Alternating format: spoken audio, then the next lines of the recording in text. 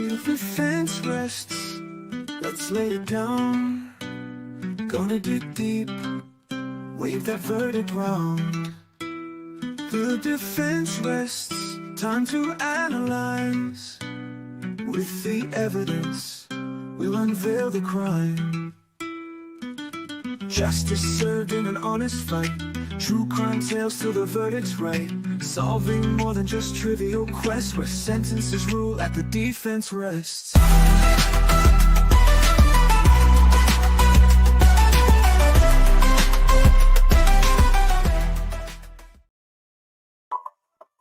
Oh, I've got echo. I've got somewhere running in the background. Hello, good morning. Oopsie, hang on.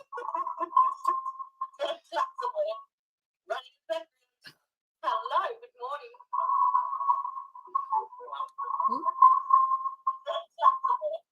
Is that better? That's better. Sorry.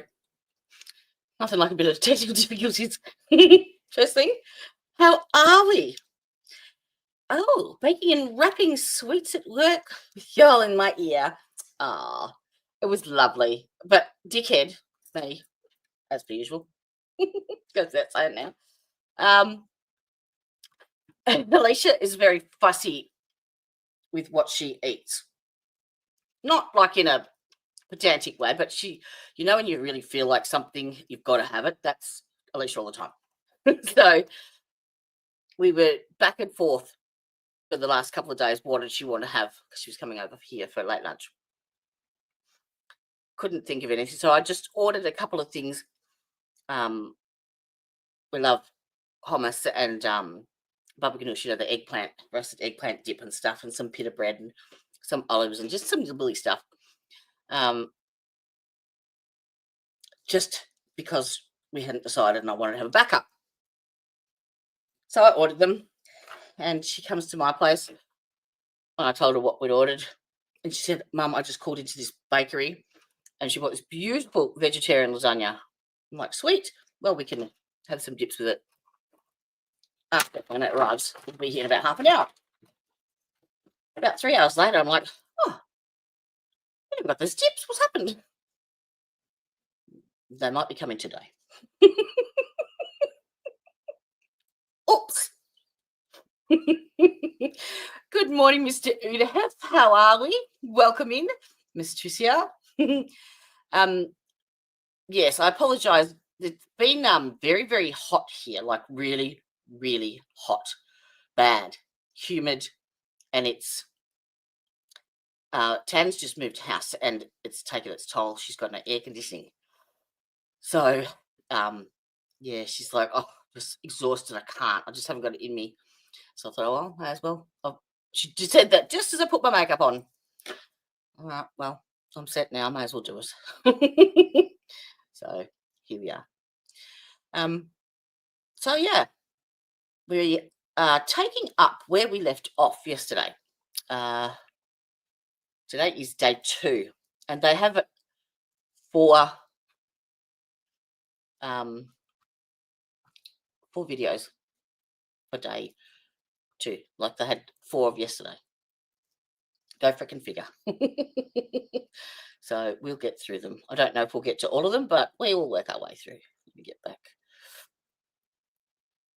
Now, where is that? That's hiding somewhere because that was playing. There it is there. It's okay. You know when you get pages that hide behind other pages and you think you've got them in your... It's got to be in the right order or it doesn't work for me.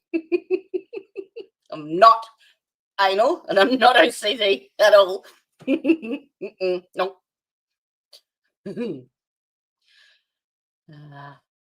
Oh. I can't wait until I'm waiting on these. Tanya introduced me to these local anaesthetic patches, and I didn't realise actually how much they do until I ran out. How is it? Come on, Jodie. Pull your finger out. Yeah, I ran out on Thursday, and it was a long weekend for us this weekend. So, they're not arriving until I thought it was today, but it's tomorrow. And I'm like, I have to keep walking out to the letterbox going, oh. Okay, now I've got that set up. Sorry, behind the 8 ball. Good morning, Christine. Good morning, Palola's mum. Oh, look, we've all piled in. Lovely, lovely, lovely. Great to see you all. What are we talking about? If this guy confessed, then why not plead? Apparently, he where is my description? I did write something in the description box about that. All right, the defense attempted to bar the because apparently he confessed pretty much and directed them to her body where they found her, and the defense were trying to keep that confession out of the proceedings, but the judge ultimately ruled that it was made legitimately after he'd had 2 Miranda warnings, and then he was placed on an immigration detainer. So I don't know where that panned out to, but we'll find out, won't we? What's that? Yeah, absolutely. Yep. I would assume so, yeah.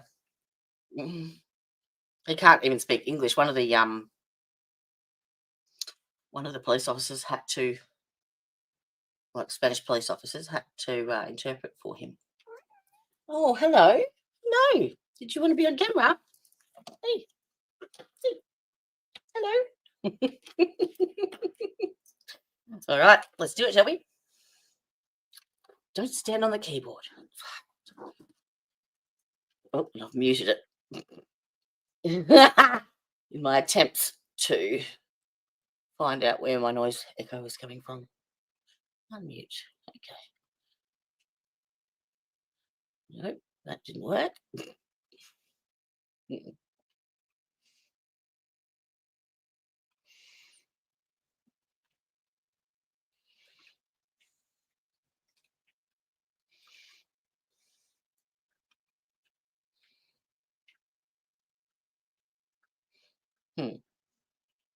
What the? Unless there's no sound in the courtroom yet. Nope, it's me. I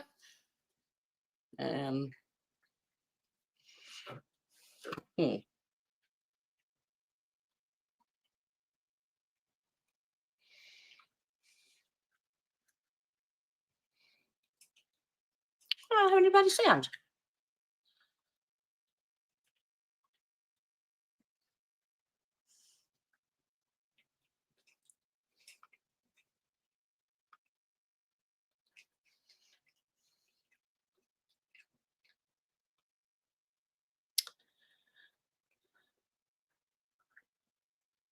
Ooh. Hello. Hello. Oh, hang on. I can't find out why I've got no sound. What's going on? Are you using the same browser that you're using for StreamYard to bring in the video? Mm-hmm. Okay. I might refresh. Let me see. Yeah. No. Hit the settings down on the YouTube page. On the YouTube page? Yeah. Where's that? A little. I've got them now. They're working. Okay. Yeah. And during the search of the home, it was the court. Fuck. It was them. Hey, everybody. 19 minutes into it. Fucking dickheads. Sorry. It was them. No, it's okay. I'm trying to avoid working. Are you procrastinating? I am. I'm taking a break. We'll just say I'm taking a break. What are you supposed to be doing? Supposed to be doing tags and end screens and stuff for Dear What Christian. Wow. I've been doing it for 2 hours and I don't feel like doing it God, anymore. how much videos? Oh, really? He puts out like 7 or 8 videos a day. Just himself. Yes, plus a live stream every night. How long was his videos? Just, his videos are 15, 20 minutes, but I That's all right. produce for 6 channels. Oh, So I have to do that for every channel. I just pretty much got mine set that I just go boop, boop, boop, boop, boop, boop, done. Yeah. So what's this about? This is day 2 of it's Mollie Tibbetts trial. It's a trial that started in 2021, but the incident occurred in 2018 in Iowa. Now, this girl is only 20. She was an Iowa college student, and she was in the track team. And she used to go for a run every night. And on the 18th of July in 2018, she went out for her usual run. Her boyfriend at the time was in Dubuque. Dubuque? Is that a place? Have I got the name right? I've never heard of it. And he was working over there, and he was on his way home, and she had Snapchatted him earlier in the afternoon. But he didn't open the Snapchat until like 10:30. It turned out that he was pretty much floozy and on with 2 other chicks as well. Yeah. And then it turns out that the police found CCTV footage of her hairdresser actually spotted her running that night. So they had a bit of a timeline and a bit of an area. They couldn't find her for 4 weeks. And they got the CCTV footage and noticed this dark Chevy Suburban or something quite frequently in the same area. I think I've heard this story. Yeah, yep. It's a popular trial apparently. And he is apparently pulled up alongside her, and she's pretty much threatened to call the police. And he says that he lost memory and he woke up driving. Yeah. Woke up driving near some cornfields and remembered that he had Mollie in his trunk because he had one of her earpods in his hand. So yeah, he dumped her in the cornfields and nicked off. A-hole. Stabbed between 7 to 12 times, apparently. I was going to ask, do you unalive her? Yeah. Yeah. Wow. So yeah, this is day 2. We've just done the boyfriend, the boyfriend's brother, I think the first responders. No, there wasn't first responders because it was crime scene and she was decomposed. So yeah. Bob Ross highly disapproves. Who's that? Bob Ross. He's a famous painter. Okay. Right on. I have no fucking idea who he is. Oh, you don't know who he is? Okay. Nope. He's famous for painting trees, and he calls them happy little trees. And this one happens to be holding a happy little tree. We have smelly things in the car that look like that. I bought it for my son when he started driving, so he would have somebody in the passenger seat with him, and he strapped it in his passenger seat for a long time. Yeah, there you go. Happy trees. Lola's mom's got happy trees. There are 3 college girls from Massachusetts also missing on spring break. Oh shit! Whereabouts? Wait, the young girl missing in Dominican. They found her dress, not a body. Oh, it's awful. Awful. Bob Ross. Now, have you seen any of the rulings? I'm getting whispers from people that think that Bev's put a gag order on them. On the a gag order on the defense? I haven't heard that. I heard that there's a new ruling coming down today. About, is this a motion to dismiss or? Yeah, but she's not going to dismiss it. No. She's not going to. The other, like, I know she ruled that they were going to let the Crosby supposed expert in. Yeah. What about Did you see the interview with the juror? No. On Turtle Boy or on Court TV? Oh, Vinny. I started to, but I hate Vinny.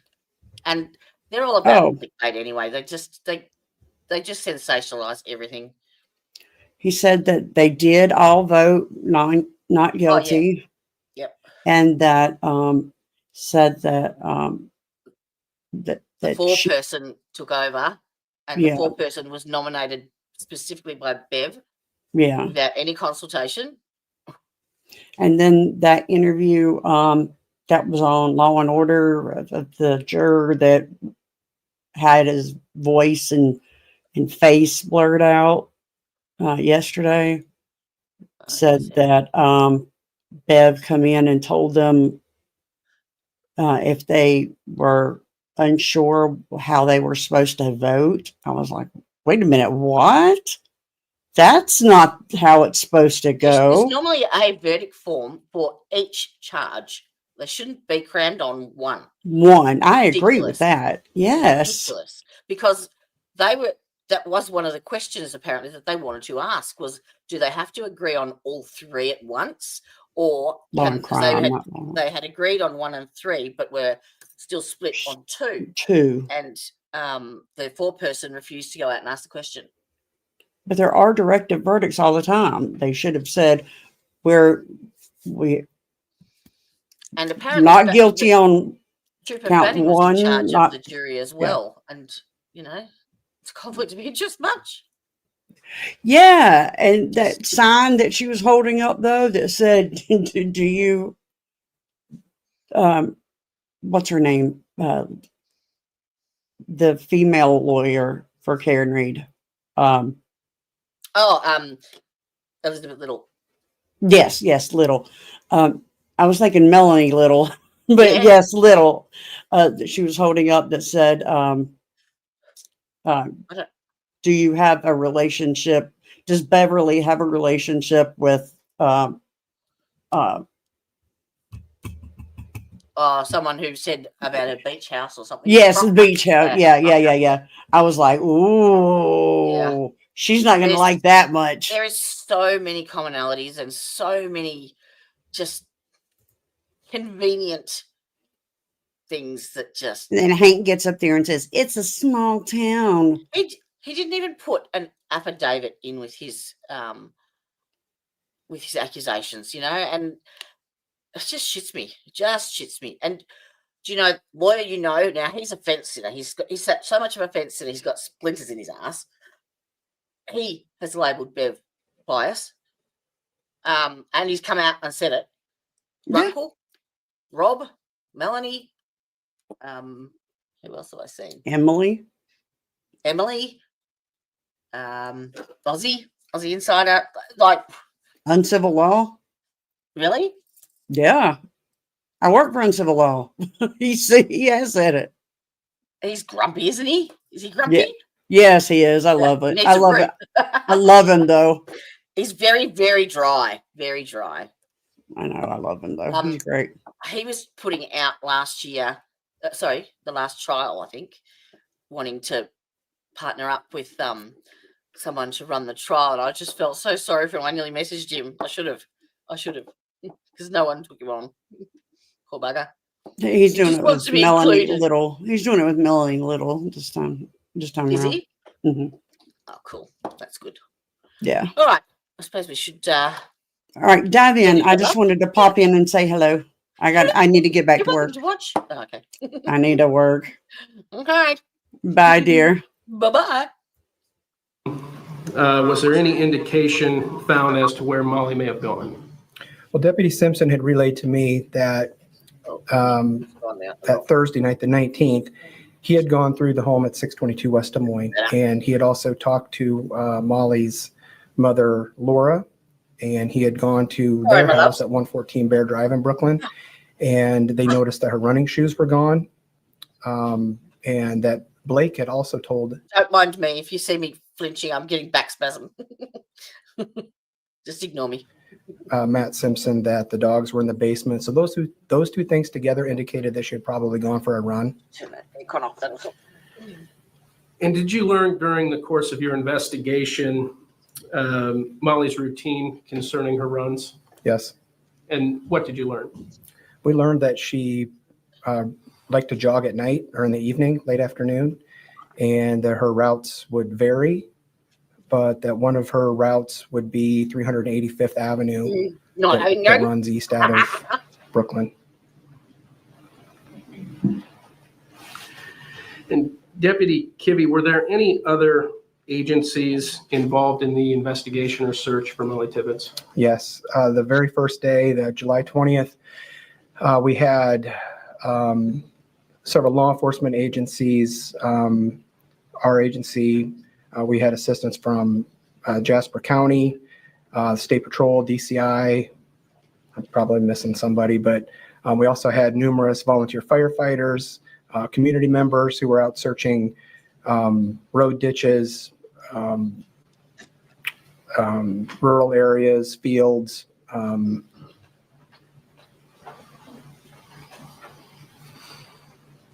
Deputy Kibbe, can you tell me what a canvas is? Yeah, canvas is I guess it'd be an investigative technique that we employed during this time, where we went door to door, and I believe every residence in Brooklyn, trying to ascertain who lives there, who might have been visiting at the time that we believe she disappeared, any vehicles associated with the residence, and any video that they might have.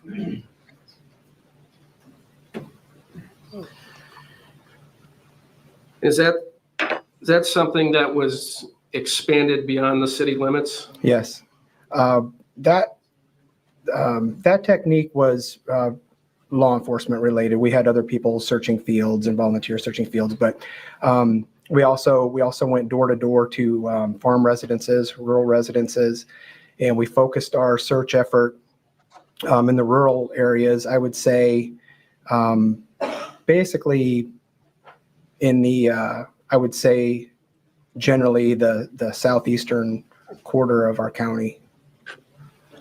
Can you tell me approximately how long that process lasted? At least a month. Did you discover any evidence indicating where Mollie may have gone during the course of your canvass?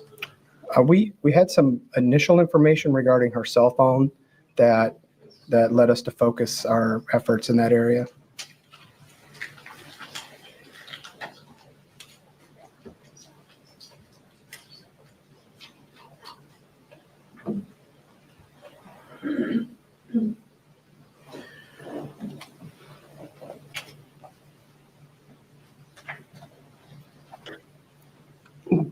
Deputy, what was the significance to the search on the southeast part of the county?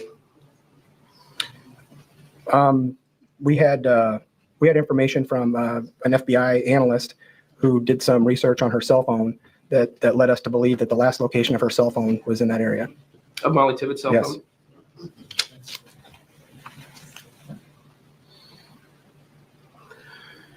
Did that ever get During the recorded? course of the investigation, was any surveillance video obtained? Yes.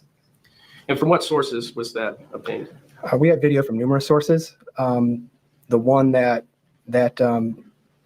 was useful to us came from 616 West Des Moines Street, a residence in Brooklyn. Whose residence was that? Logan Collins.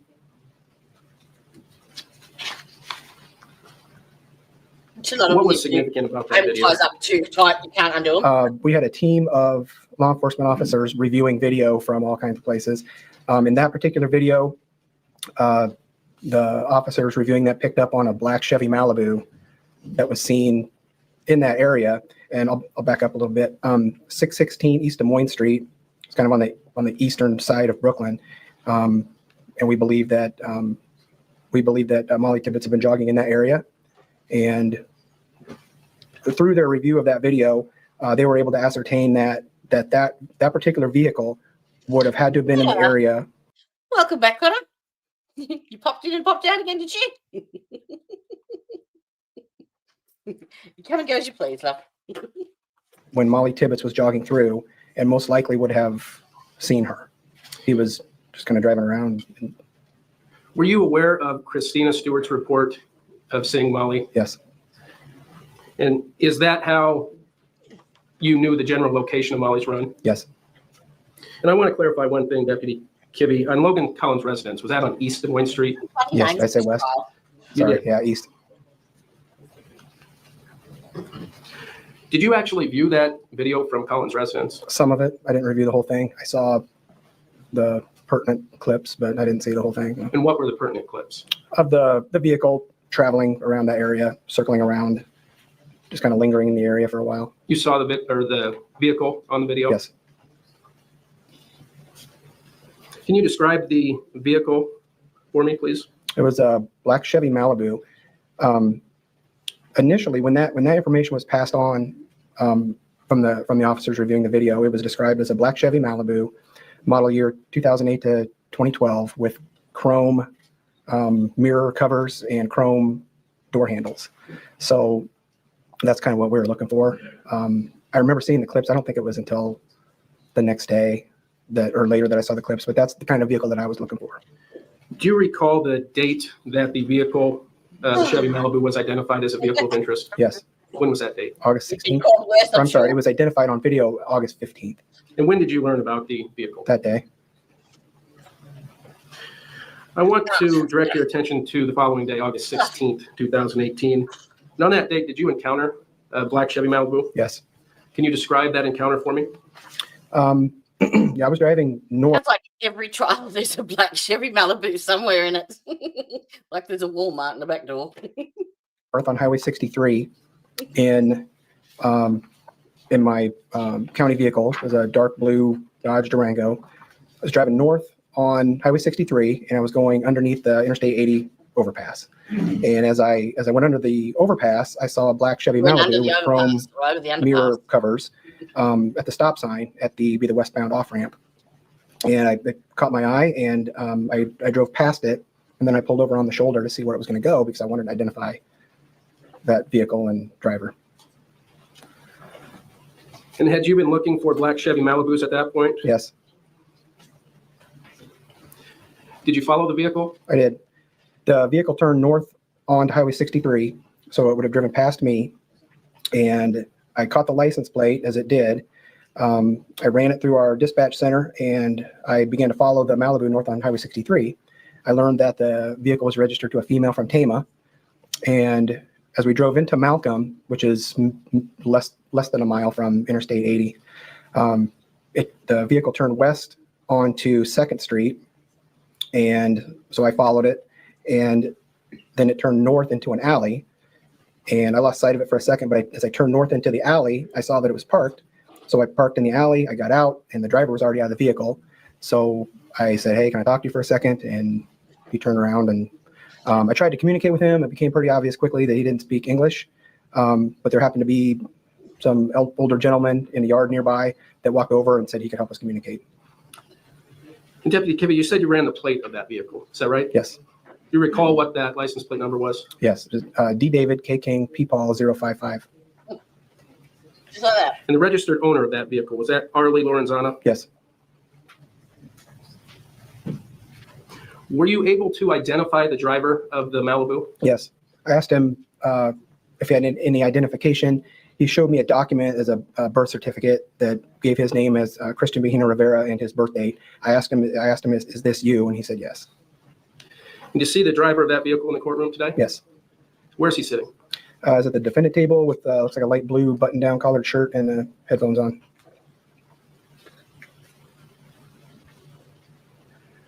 Were you able to find out any other information about the defendant?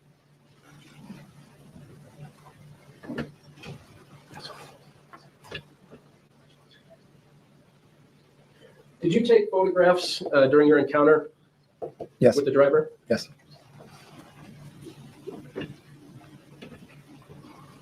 And what photographs did you take? I took one of Mr. Rivera, and I took a few of his car. I'd like to direct your attention to Exhibit 22. Are you familiar with this image? Yes, I took that picture. And what's depicted? That's the vehicle that I encountered in Malcolm. The vehicle that caught your attention, Yes. Is that a Malibu? driven by Mr. Cristhian Bahena Rivera? Yes. And when did you take that picture? It's different to August what 16th. Malibu. Chevy Malibu over here.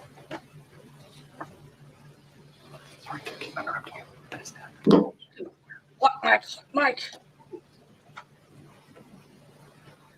Where was the picture taken? In Malcolm, I believe it was to the rear of 205 Clay Street in Malcolm, in an alley behind the residence. I'd like to move to Exhibit 23. And what is this picture? It's a picture of Mr. Rivera. Did you take that picture? Yes, When did you take it? that day, August 16th. And where was it taken? Same location. Same time? Yes.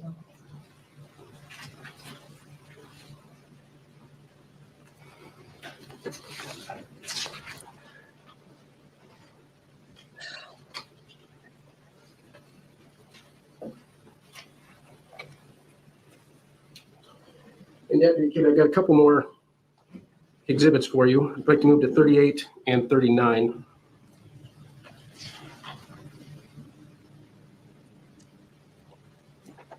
Are you familiar with this image? Yes. What is it? That's a picture of the same car, and that's in our Sally Port at the sheriff's office in the garage area. Is it an inverted And version? does this photograph capture the license plate of that vehicle? Yes. Is it the same license plate number that you encountered on August 16th, 2018? Yes. I'd like to move to 40 and 41. What is depicted in these images? The same car in our Sally Port garage area. Are there any distinguishing features captured in this image? I would say the chrome mirror covers and the chrome door handles and the license plate. Is this the same car you encountered on August 16th, 2018? Yes. Then I'd like to move to Exhibit 42. And what is this, Deputy Kibbe? It's a kind of a closer up picture of the same car. Appears to be focused on the chrome mirror.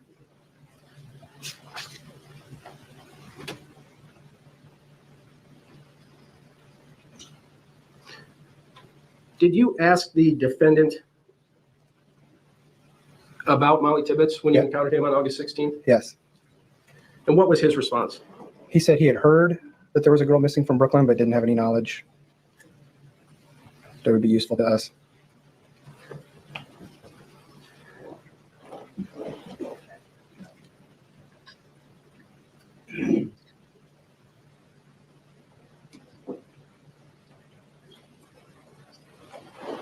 Deputy Kibbe, what were you wearing on August 16th, 2018 when you encountered the defendant?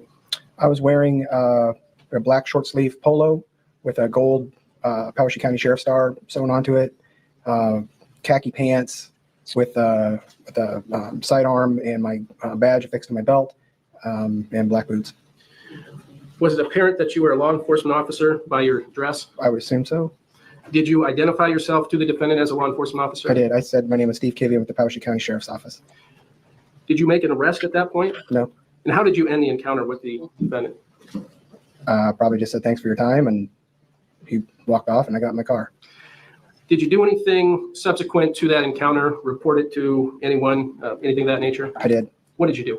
I made a phone call. I don't remember who it was to. Told them about the encounter. I don't remember if I sent the pictures that day. I remember showing pictures to people the next day.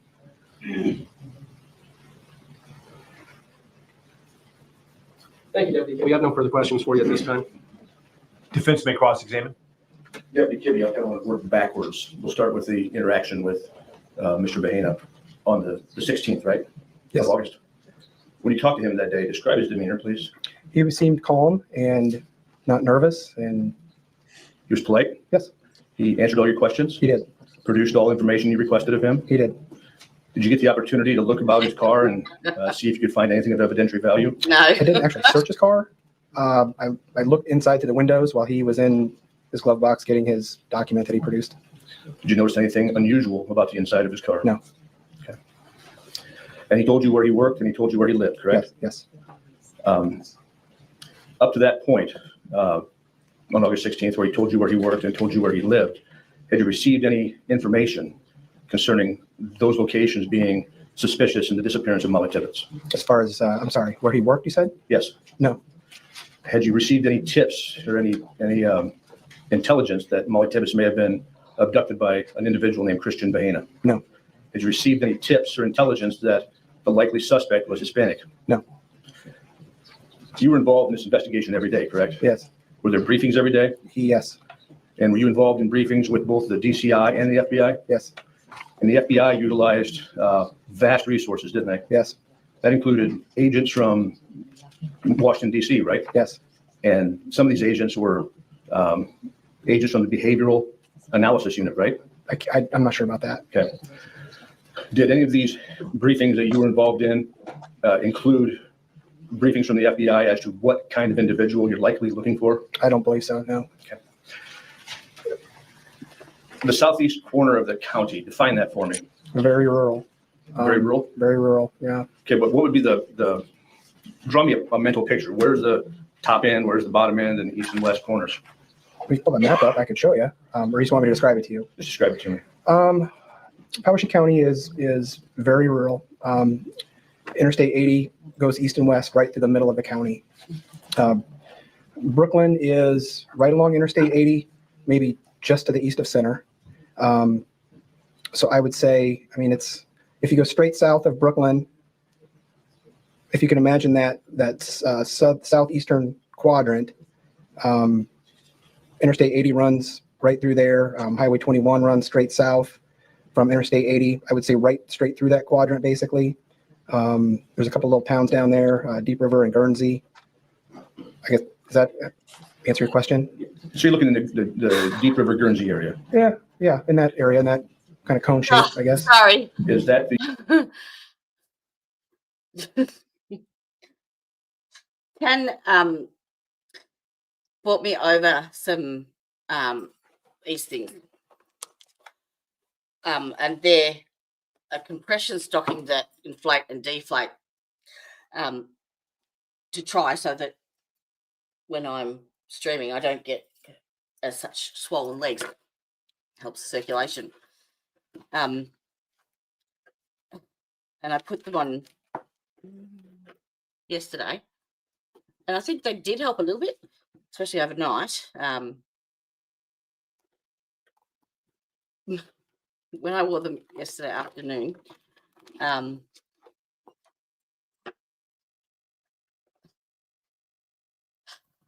I thought that I was just sweating. But no. Somehow these compressions, because I have the compression stock, it's a good look down here, don't you worry, apart bottom from the desk. I've got my heat belt at the back. I've got compression tights on, expensive compression filler-ripping things, and yeah. But what it's done, it's pushed all the fluid up to just under the surface of the skin, and everywhere that I have like bumped or knocked myself over the last week, it's just like leaking fluid. It's revolting. It's revolting. So I owe Tanya some inflatable stockings things. Yeah, so I don't know what the fuck's going on with my legs. It's just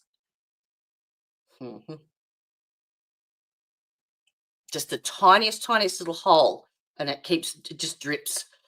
So I've had to put stuff over them. Yeah, that's what I'm doing. I was taking them off. the area where Mollie was ultimately found? Yes. And the reason that area was focused on was because that was where her cell phone last pinged, right?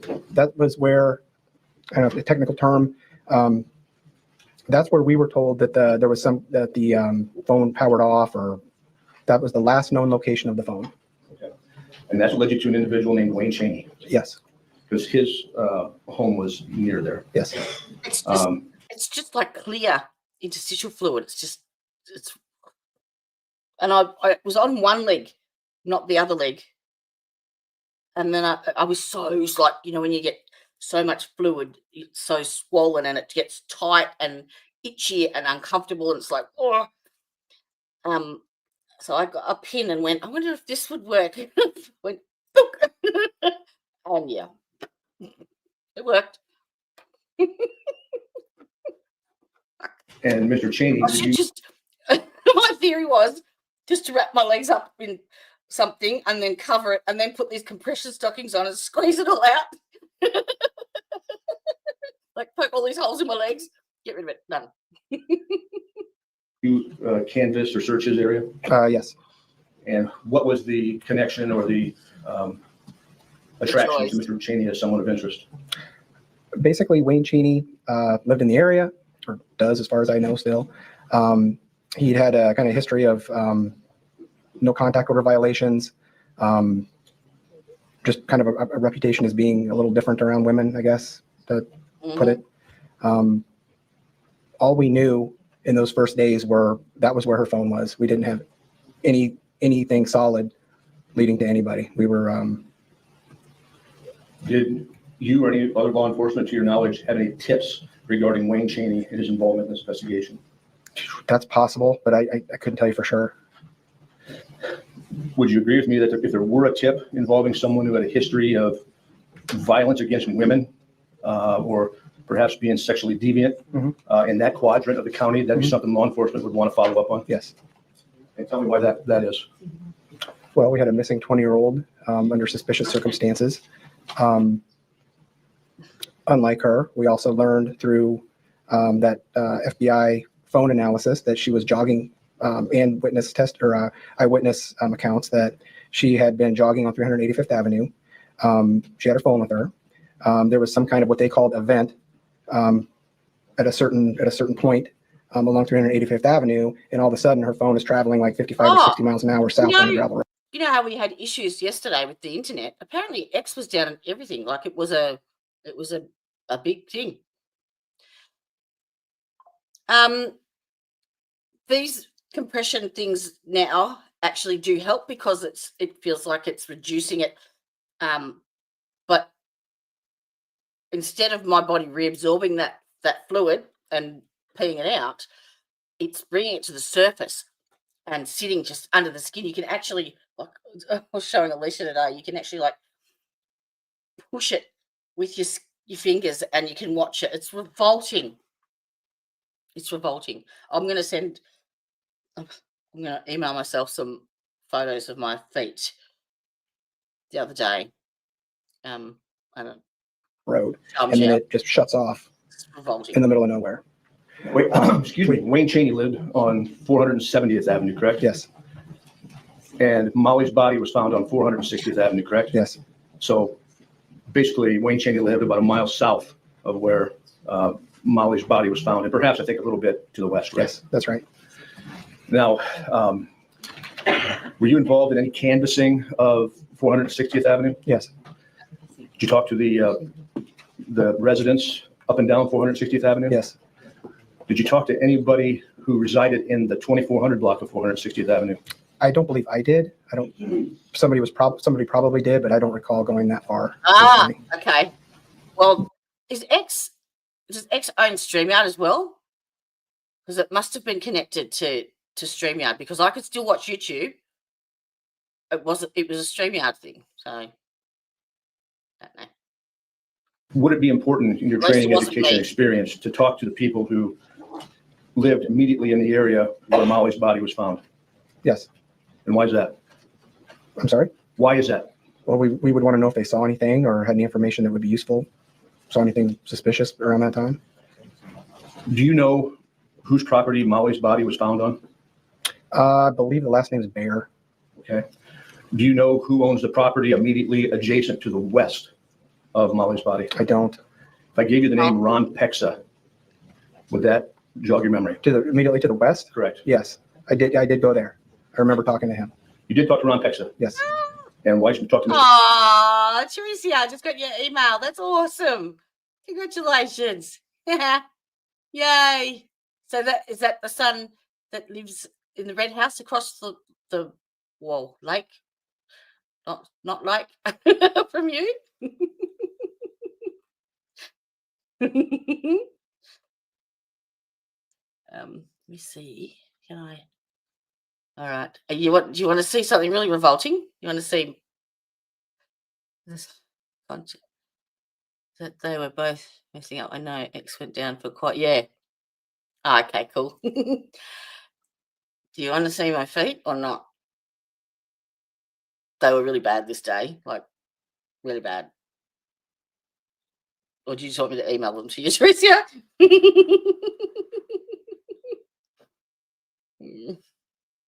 I'm waiting on. They gave me an urgent referral 2 weeks ago, and I'm waiting to hear back for an appointment at the Alfred, which is the biggest hospital in Melbourne. So yeah, yay! I used to have the best feet and legs. I went there with a couple of other agents and we talked to him for, I don't know, a half hour. Was that recorded? Not that I know of. Was a report made of that? Not by me. Did Mr. Pexa tell you he was a law enforcement officer? Yes. Or retired or part-time or I don't remember. And the information you received on Mr. Pexa, please tell me what it was. Thank you. I don't remember where it came from. I don't remember. Did the report involve him being sexually violent in the past? It could have. I don't really remember. Was this before or after Mollie was found dead? That was before. Okay. And he lived approximately less than a quarter mile from where her body was found? Who are they talking about? I missed it. Are they talking about the boyfriend being sexually violent? I missed that bit. I'll work it out. I'm not sure about the distance, but nearby. If his address is 2410 460th Avenue, That sounds about right. that's about where her body would have been Yeah, found. that could be accurate. Yeah. And if Mr. Pexa, I'm assuming that if he had a history of violence against women, that's something you would have followed up on? Yes.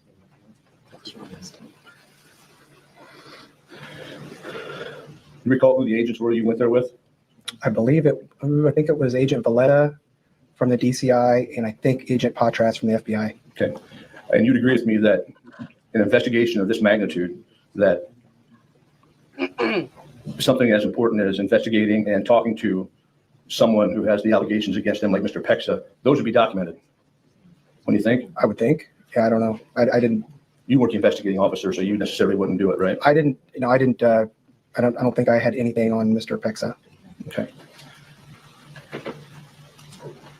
But you had a lot on Mr. Cheney. Not really. I mean, he was interviewed at least once that I know of, and I know he was looked at very closely. Okay. He was interviewed. Very closely. He was looked at and eventually cleared. Okay. He was interviewed at least twice, right? I think so. His property was searched, right? I believe so. And you read How good is my thumbnail? Sorry. I was just admiring it. That's one of my better ones, I reckon. For sure.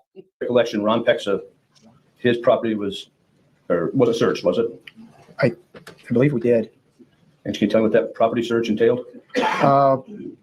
We were in his house. We walked through some outbuildings.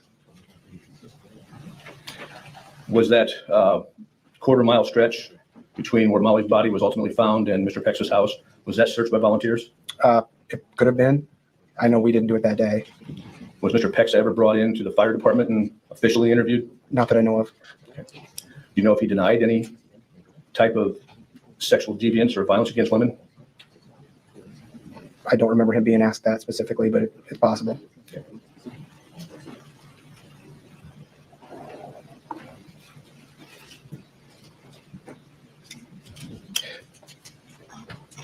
In response to Mr. Claver's question, you seem to opine that where Mr. Bahena was living, he would have traveled north on 200 Street and then went in 385th to get to Brooklyn, right? Right. 200 Street, if I understand it correctly, goes straight north, correct? Yes. And as you go straight north a couple miles, Well, first of all, is it north or south of Interstate 80? His residence? Yes. Just north. You go north on 200th Street. He told you he gets to the blacktop and then turns, right? Right. Correct. Yeah, so you turn left, actually. to get to Right. Brooklyn. Correct. So 385th is not the first blacktop you hit, right? No. So you hit Old Highway 6 first. Right. You take Highway 6 left, and that takes you into Brooklyn, too. Yes. Okay.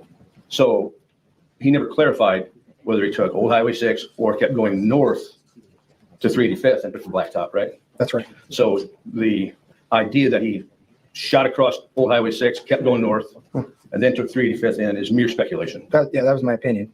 But Yeah. he didn't give me the correct address, his correct address when I asked him the first time either. I only learned of his actual address later. Okay. And again, he spoke very little English. Right. That's right. And was he able to give you anything with his correct address on it? Not that day I talked to him. Okay.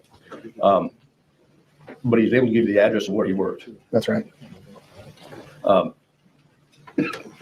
So your testimony to the jury that he just left out the fact that there was a blacktop he would cross first.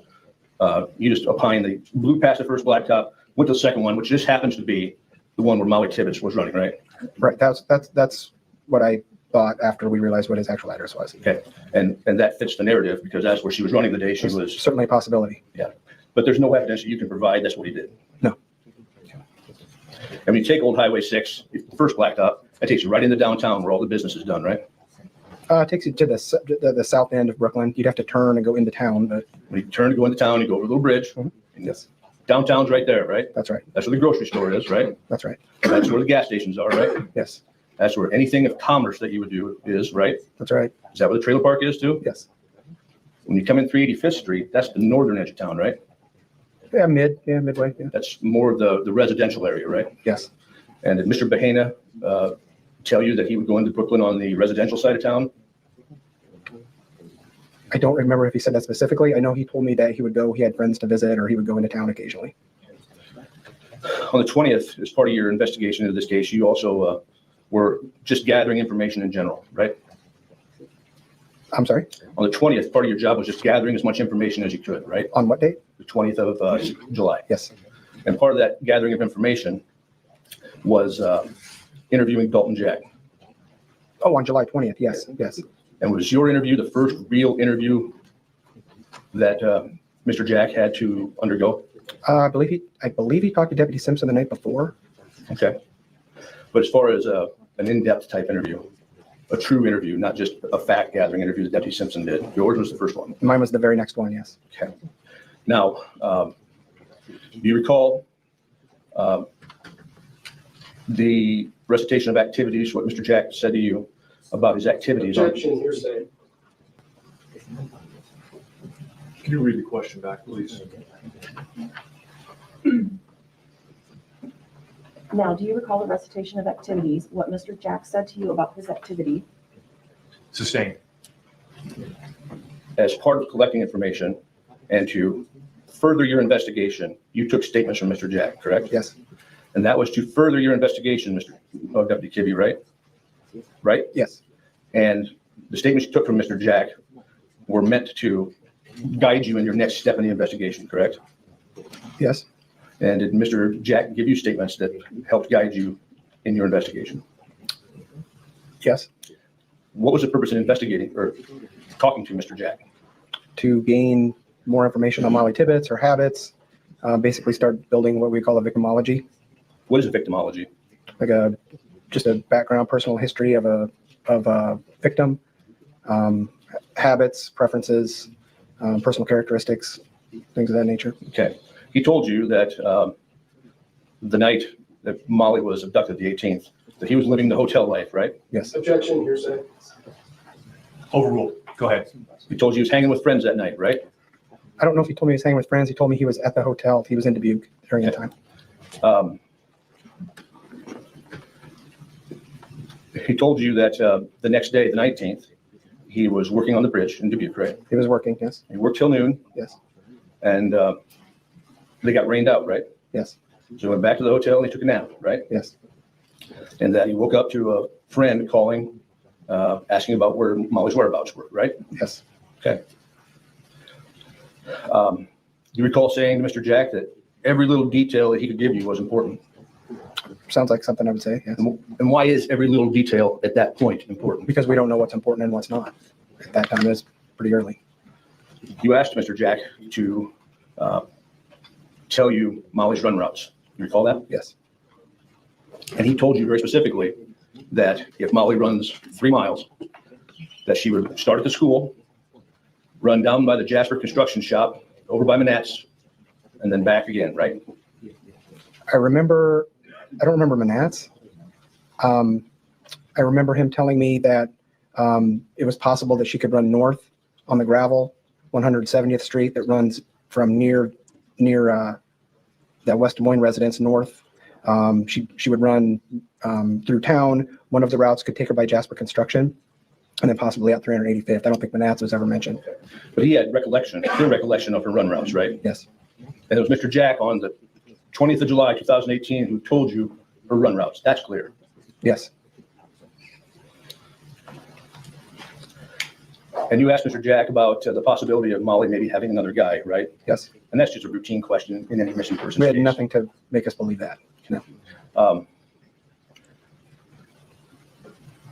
Do you recall Mr. Jack telling you toward the end of the interview that if it means it helps, he would answer any question, no matter how uncomfortable?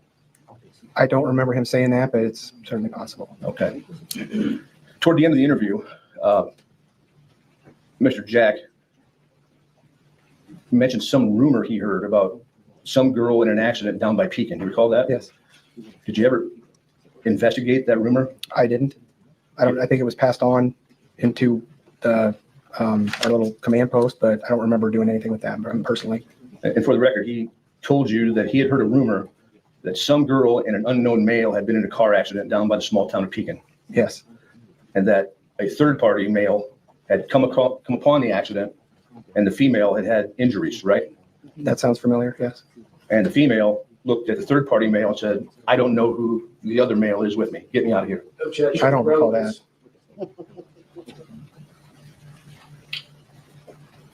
Overruled. Correct?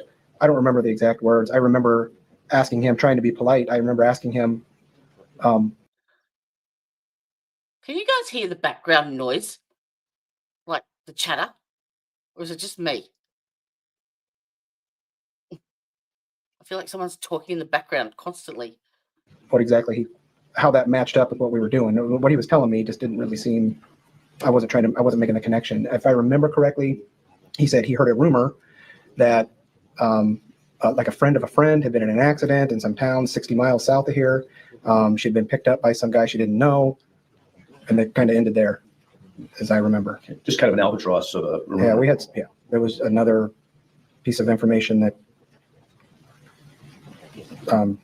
added to the stack, I guess. Yeah, that's true. No, Anna? You authored some search warrants in this case. Hello. Where are you don't want to know. That's right. Yes. Oh.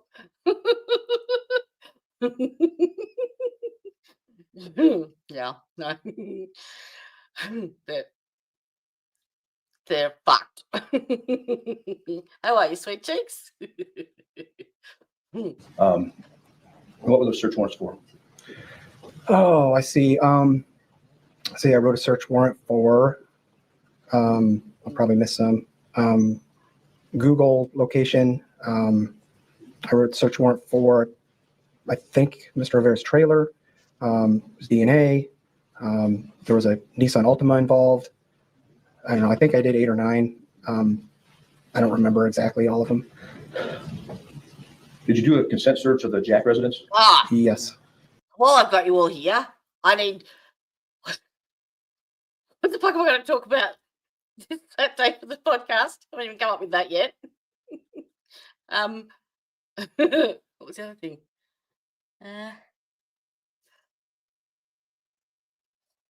What's that? Aha. I'll think about it. I'll think it'll come back to me. Do you know the Oh, it's coming up to my my 1 year anniversary. So I was thinking about maybe doing like a streamiversary. Any ideas? Any suggestions? Any requests? I have to get it in before April because we're going to be busy April. Firearms? I don't remember seeing any. No, say knives. No, I don't remember. Okay. Nothing that stuck out. I mean, I got knives in my house too. Were you involved in the investigation of an individual named Andrew Day? No, Were you involved in the investigation of a man named Michael Davis? no, Were you involved in the investigation of a man named Brandon Ruller? no, I'm going to butcher this name, but maybe you can help me. It's local. Yeah. Were you involved in the investigation of a man named Tim Timetich? I think it's Tomatich. Tomatich? Yeah, I think I'm familiar with that. I didn't follow up on that. Are you It was aware, followed up on. I didn't personally do it. are you aware that these are all individuals who were investigated in connection with the disappearance of Mollie Tibbetts? Yes, Were you involved in the investigation of any of the employees of Blattner Energy? yes, And just so the jury knows, Blattner Energy was the company erecting windmills in the Powashik County area. yes. And what did that investigation entail? Blattner Energy at the time had what I guess I would call a big camp, kind of near the interchange of Highway 63 and Interstate 80. That's kind of their operations center. They set up kind of semi-temporarily, but they were there forever. So they had workers coming in from all over the state and all over the region. So as part of our canvassing efforts, we went there, I think, twice and interviewed as many of those employees as we could, or at least identified them. And the employees of Monash, there were several of those that were investigated as well? I think we did a canvass at the Manat's headquarters in Brooklyn. I don't know if anybody was specifically investigated. How about Brandon Ruller? I know the name, but I didn't personally follow up on that. But you were aware that he was someone who was investigated? Yeah, the name's familiar to me for more than this. Yeah, A local sex offender? I believe so. And that's why he was investigated? I assume so. A Curtis and Keaton Laver? Yes, They were also investigated? yes. And why were they investigated? Let's see. I think Agent Valletta and I talked to them the first day,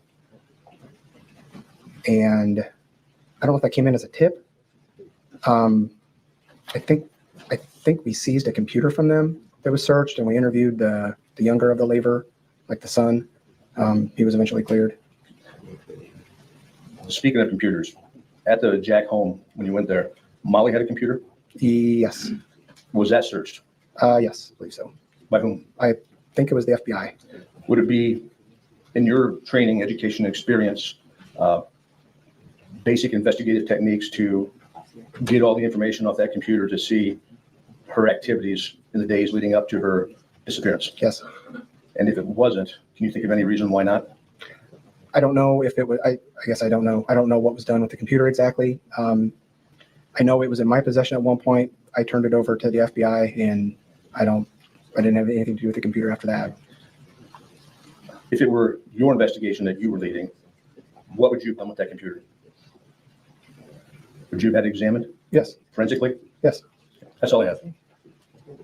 State, have any redirect? Yes, Go ahead. Deputy Kibbe, were you aware of an interview with the defendant that took place subsequent to your encounter with him on August 16th? Yes. And when did that interview take place? It was on August 20th. And how was the defendant encountered on August 20th, 2018? We went to his place of employment at Yerby Farms to do I guess you'd call it a focus canvas, to gain a little more information about him and the car and who else might be associated with him in the car. At the end of that canvas, he was taken to the sheriff's office for an interview. Did you personally go to Yerby Farms on August 20th? I did. Were there other law enforcement agents that went with you? Yes. Do you know how many? I don't know the number. There was, I think, myself, maybe one or two other deputies, DCI agents, Homeland Security, FBI, I think. I couldn't put a number on it. Maybe 12. I don't know. And did you have any interaction with the defendant at Yerby Farms I identified him as the same gentleman that I saw in Malcolm. on August 16th? Yes, I didn't speak with him. I positively identified him. And were you made aware that an interview with the defendant was taking place? Yes. And where were you during that interview? We had After Mr. Rivera was transported away, and we left the farm, I don't remember if I went down to the sheriff's office or if I went home.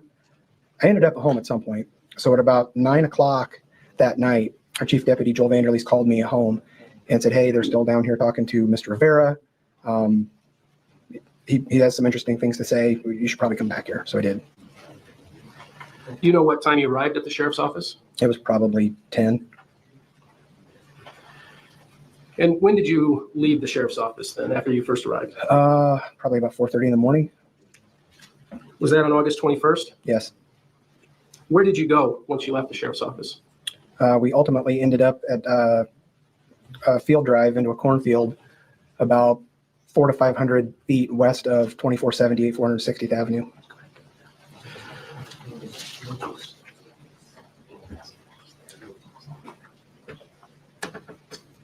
Was anything found at that location? Yes. What? After a search of the cornfield, we found human remains that appeared to be deliberately covered by corn stalks in a cornfield. And those remains were eventually positively identified as Mollie Tibbetts.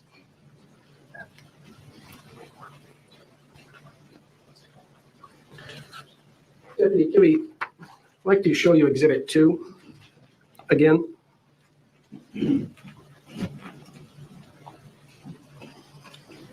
Okay.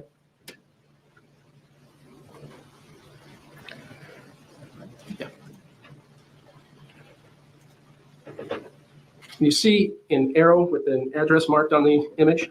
Yes, Does that accurately portray where the body was found? I believe so. And I'm going to move the cursor to the location. Can you tell me if that's an accurate spot where the body was found? So the arrow represents the address? The cursor. You see the little red Yeah. dot? That's probably about right. I can't see the actual gravel road marker, but that's pretty close. I'd like to move to Exhibit 24.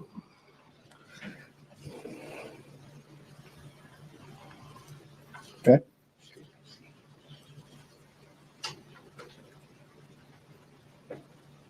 Are you familiar with this map? Yes. And can you describe what it is, please? It looks like basically the southern half of Powashik County. Are there markings on that image? Yes. And can you tell me the significance of the markings? The little red pin marker looks like it represents 2478 460th Avenue, which looks like it's that yellow line, that horizontal yellow line. And the body location arrow shows about where actually the little red cursor shows about where the body would have been found.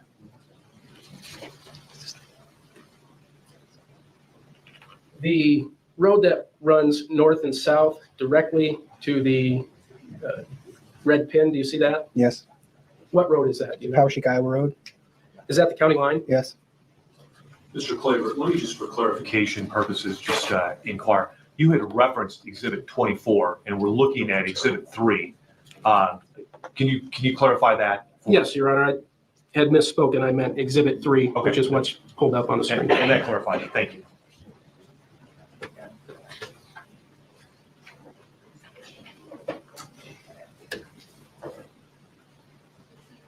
Deputy Kibbe, when you left the sheriff's office, did you drive to the cornfield at 2478 460th Avenue? Yes. Was anyone else in the vehicle with you? Yes. Who was that? I was driving. Officer Pamela Romero from the Iowa City Police Department was in the front seat. Mr. Rivera was in the back seat behind me, and Agent Potratz from the FBI was in the back seat with Mr. Rivera. Was it dark at that time? Yes. Do you recall the approximate time you arrived at the cornfield? It was 5 or a little after 5 a.m.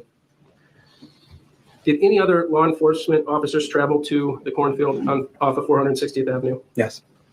You know who that was? Sheriff Kriegel, Agent Valletta, Chief Deputy Vanderleest, and Sergeant Jeff Fink from the Iowa City Police Department. Were you the first officer to discover the body? No. Do you know who was? I believe Agent Potratz was. From the time the defendant was transported to the sheriff's office on August 20th, 2018, to the time that the body was discovered on August 21st, 2018, Were you aware of any other individuals that law enforcement interviewed during that time span, No. other than the defendant? No.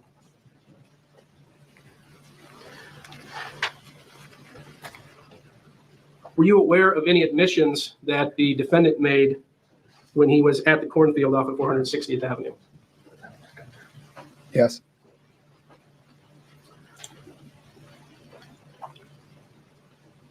And you were asked on cross-examination about several names that you encountered during the investigation. Do you recall that? Yes. Specifically, you were asked about Wayne Cheney. Yes. Was any physical evidence associated with Mollie Tibbetts' disappearance or death associated with Wayne Cheney? No. And what about Mr. Pesca? No. In your investigation concerning Mollie Tibbetts' death involved the investigation of several people, is that right? Yes. And among the people brought up by Mr. Freeze during his cross-examination, did you discover any evidence associating them with Mollie Tibbetts' death or disappearance? No. Did you see any vehicle in the video, surveillance video, around the time and date that Mollie Tibbetts disappeared, other than the defendant's vehicle? I didn't. I'm sorry, I took everything that he answered. I did not. I did not see any other vehicle.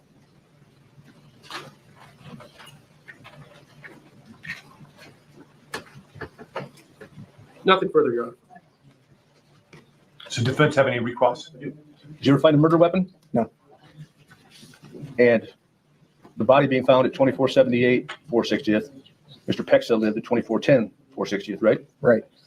After you found the body, did you think maybe to go knock on Mr. Pexa's door and follow up? No.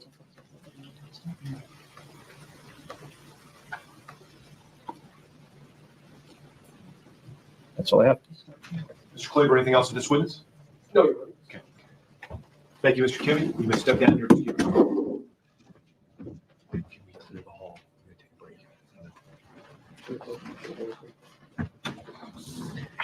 Members of the jury, we'll take a 10-minute recess at this time. Want to remind you of your admonition. Admonition.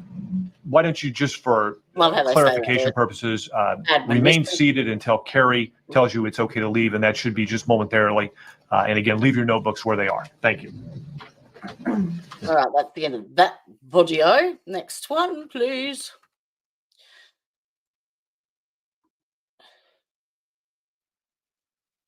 This is still day 2. Just break it up.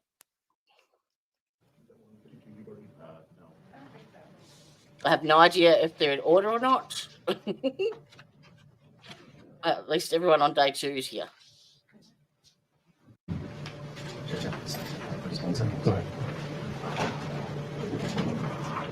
Please be seated.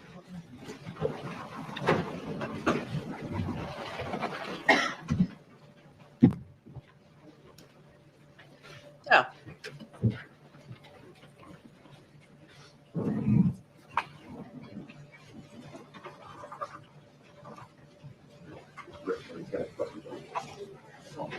Sorry.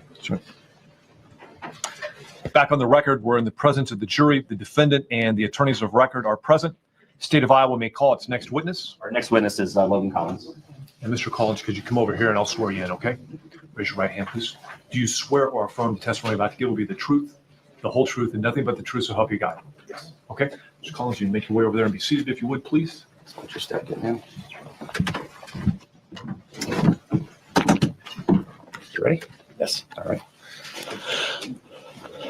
Mr. Collins, good morning. Good morning. All right. Can you please state your name? Logan Collins. And where do you live, Mr. Collins? Currently, yes. Currently. Yeah, I emailed her a couple of days ago, I think. Maybe Friday. Possibly. I can't remember. But to come to think of it, I don't think she actually got back to me. No, I didn't email her. I Facebooked her. I live at 214 2nd Street, Harwick, Iowa. And right, I have tried and tried to get hold of him, and he's like dropped off the face of the earth. I don't know where he is either. It's really weird. I know he's working like a dog, but Yeah, he says he's decompression. And I've hunted other places for him too, and I have not found him. 52232. Okay. How long have you lived in Hartwick? I just moved in there 2 months ago. All right. Are you employed? Yes. Where do you work? I work at Ashley Clean for furniture cleaning out of Cedar Rapids, Iowa. Okay. Do you also have training as a mechanic? Yes. What type of training is that? Diesel technician. How old are you? I am 27. Are you married? I am not. All right. Do you have any children? No children. All right. Where did you grow up? I grew up in Hartwick as a kid. From 4th grade, we moved to Tipton in Cedar County. And that's where I graduated. All right. Did you eventually end up with a house in Brooklyn? Yes. Just right after 2012. Okay. Tell us about that. When did you move in to Brooklyn and with who? I moved into Brooklyn in 2012, the summer. At the current time, my uncle, Robert Collins, lived there. What's the address of that house? 616 East Des Moines Street, Brooklyn, Iowa. All right. And did you live there continuously from 2012 until you moved back to Hartwick? Correct. All right. So when would you have moved out of 616 East Des Moines? I moved out 2019. Okay. Now, I want to direct your attention, Mr. Collins, back to July of 2018. Were you residing at 616 East Des Moines Street in Brooklyn, Iowa? Yes. All right. Were you living there with anyone else at that particular time? At the time, I was living with my girlfriend that was at the time. All right. Anybody else? Yes, it'd be my younger sibling, Elizabeth. And were you working anywhere in July of 2018? Yes. Where was? Yeah, she messages me on Messenger, mainly to find out about you guys.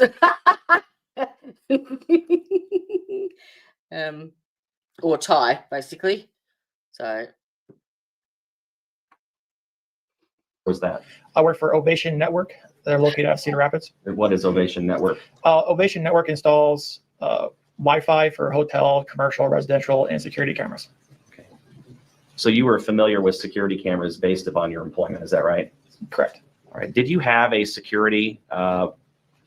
of security cameras or a surveillance system at your home at 616 East Des Moines in Brooklyn? Yes, I did. When did you install that particular system? I don't remember the exact month. when you're not well, you don't want to talk to anybody. Nobody. No. No, answer the phone. Fuck off. I yelled at a telemarketer the other day. I had my hands full. I was in pain. I was trying to walk out the door, and the phone rang, and I'm like, "Hello," and then there's you get that delay, and then I hear this, "Hello," and I'm like, they hung up. Funnily. I believe I purchased it in May. Did you install it yourself? Yes, I did. And did you install it prior to July of 2018? Yes. As far as you know, was it operational that entire time? Yes. Were there times where you would view your surveillance camera? About once a week. Okay. And just tell the jury, generally speaking, where the cameras were located on your home. I had 4 cameras that were located on a detached garage off the house. And generally speaking, did you have one that pointed to the southeast? Yes. And would that be towards the Boundary Street or towards Boundary Street in Brooklyn? Yes. All right. And where were the other 3 cameras? One was pointing directly north. I had another one pointing northeast. I had another one pointing east, and then another one was. Sorry. That's okay. I'll help you. So you had a camera pointed to the southeast, correct? Yes. Did you have one pointed to the northeast, you told us? Yes. Then one pointed directly north? Yes. Okay. And was there also one pointed directly south? Yes. Okay. Did the southeast cameras and the south cameras both view East Des Moines Street? Yes. All right. The camera that pointed to the northeast, generally what streets would it have captured? It would have captured east and middle. A middle is an east-west street in Brooklyn? Yes. And east is a north-south street directly adjacent to your property? Yes. Is east paved? Do you remember? It appears gravel on the video. It is gravel. It's paced about 20 feet and then it goes into gravel. Okay.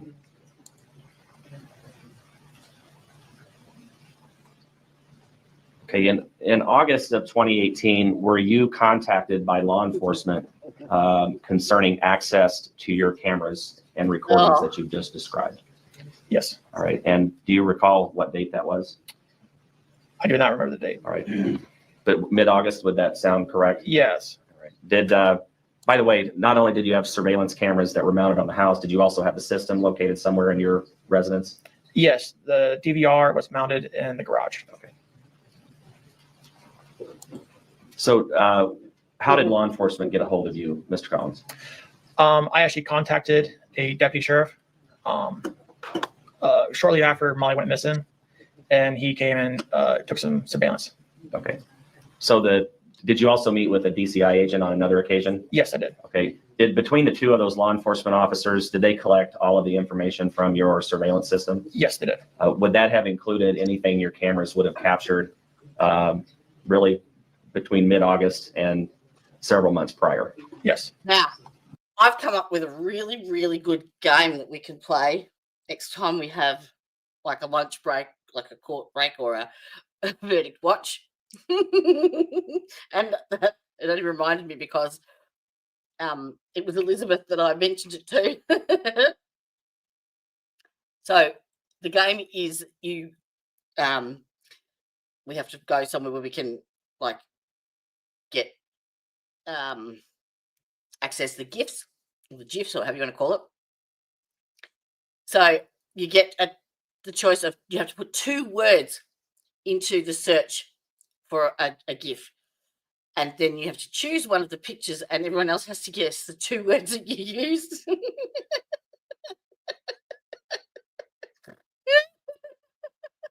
I reckon that'd be hysterical.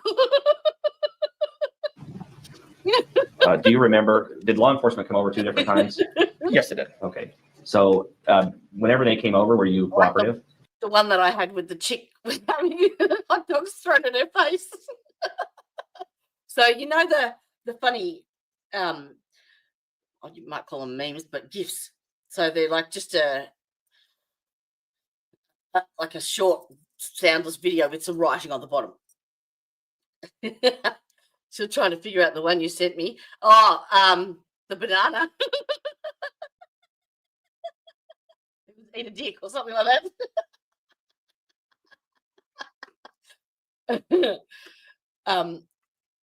Have I got a picture? Hang on, let me see if I can get one up. Oh, I access one on.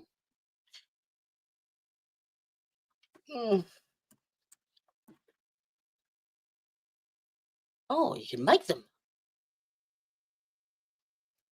Really?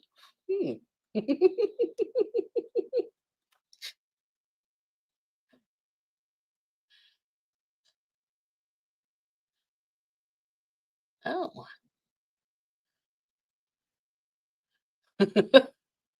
How to create GIFs. Would you know that YouTube has videos on it? So it's just like a snippet of a little video that look funny. And someone puts a caption to it, basically. But when you're on certain sites and stuff, I think you can do it on your phone, actually. Yeah. You can put in what the topic is, and it will bring up a set of different pictures that you can choose from to send them that picture instead of actually typing an answer type of thing. It's like a visual thing.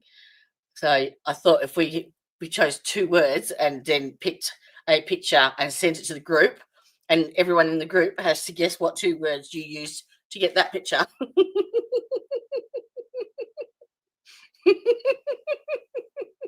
Yep. Yes, it was. Did you show them the location where your equipment was located? Yes. And did you willingly allow them to download the footage? Yes. Do you know how they got the footage off of your DVR? Yes, a thumb drive. At one point, did law enforcement actually seize the entire system? Yes, they did. Okay. And was that with your cooperation? Yes. All right. Mr. Collins, let me show you a couple pictures before we move on, actually.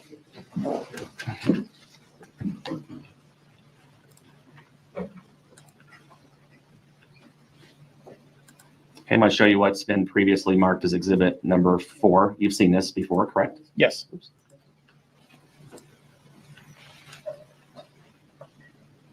This is a satellite or map of Brooklyn. Would you agree with me? Yes. All right, I've got a cursor here and I've got a label that says Collins Residence. Does that appear to be your residence? Yes, it is. I know it's rather small here on the map, but there appear to be 3 buildings associated with your residence. Is that right? Yes. Tell us what those are. What's the furthest one to the north? That would be the garage. Okay, and then the middle building is what? That is the house. And then the surveillance cameras that you mentioned are on the northernmost building. Is that correct? Correct. All right. And generally, would you have had a camera, I'm going to show you with the cursor, that would have pointed in this general direction to the southeast towards boundary? Yes. And then the northeast camera would be generally to this direction where the cursor is at? Correct. All right, this street here that I've got the cursor on, what street is that? That is Middle Street. All right. And then the street here, that's partially gravel. What is that street? East.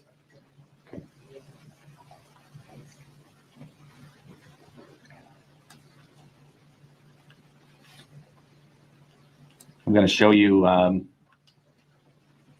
hopefully.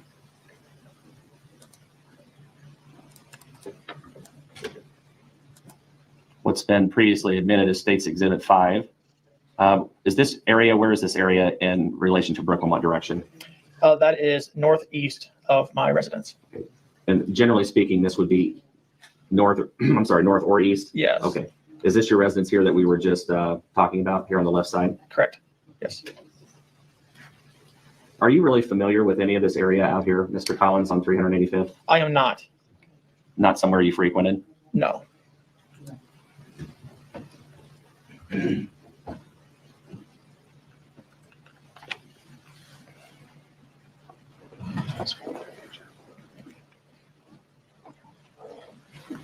So, Mr. Collins, I want to show you some photos that have already been admitted. Make sure I get the right one.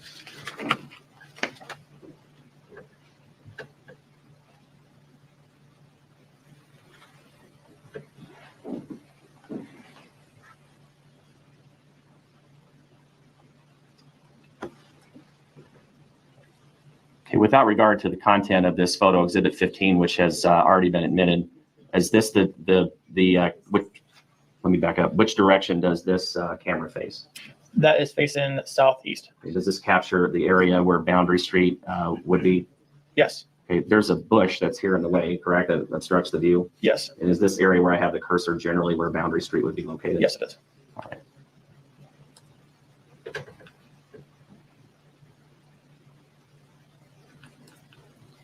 Exhibit 17, which that's previously been admitted, that's on the screen. Generally, which direction would this photo be facing? That'd be facing northeast. Who's this person? That is me. Okay. And these outbuildings that are here, do those belong to you? No. Okay. This road here where the cursor is that, what street is that? That is east. And this area out here where the cursor is at is what? That is Middle Street.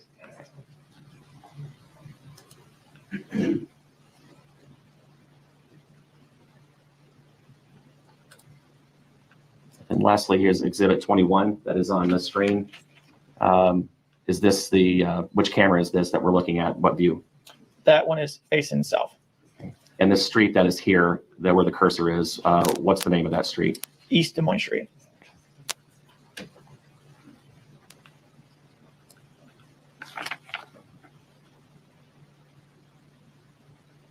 And just to be clear, we're going to go back to Exhibit 15.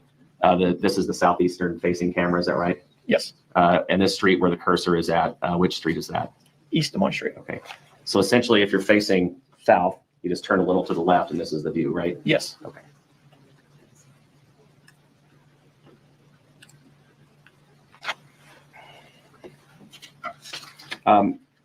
Mr. Collins, did you know Mollie Tibbetts?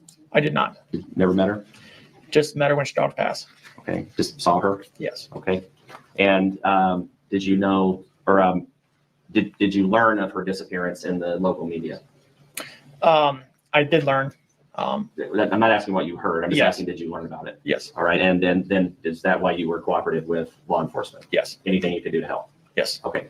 That's all I have. Thank you. Defense may cross-examine. Mr. Collins, good morning. Good morning. Now, when the or when these videos were provided to law enforcement in August, had you reviewed them prior to that date? I did not. Some of these videos, I see that you were outside in the videos around the same time that the pictures were shown to you. Okay. Yes, Did you notice anything unusual that night? I did not. Okay. How long did you live in a small town like Brooklyn? Just from 2012 to when I recently moved. Okay. Is this better? Yes. Thanks. You grew up in Hartwick. That's from Tipton. Don't be doing that. That's not nice. Yeah, that's pretty common.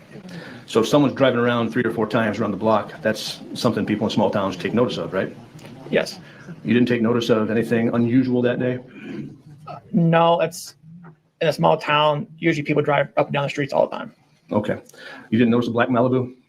At the time, I did not notice it. Okay.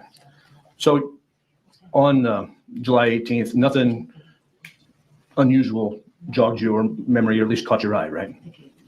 Nothing. Now, when law enforcement came and wanted to review your surveillance camera video, tell me, how long does your surveillance camera video record? Up to 30 days. So you have 30 days of footage on that recorder, right? Yes. Did you give them all 30 days of footage? Yes. So they had a chance to look and see if this black Malibu was on that footage for a full 30 days, correct? Yes. Okay. Yeah. Did anyone from law enforcement ask you to go back through and identify anything unusual on that footage? Not at the time, no. Okay. At any point? No. That's all I have. State have anything else for this week? Oh, you have. Are you okay? Like I heard there was a tornado down there, or maybe plural. By anywhere near you, Dylan? Anything else? Just, I guess, one other thing. Whenever we look back at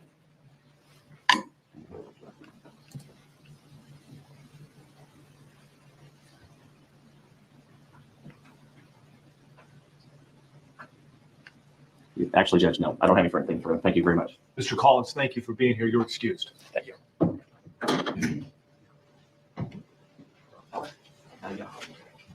Our next witness is Derek Reeson from And- DCI. The state may call him.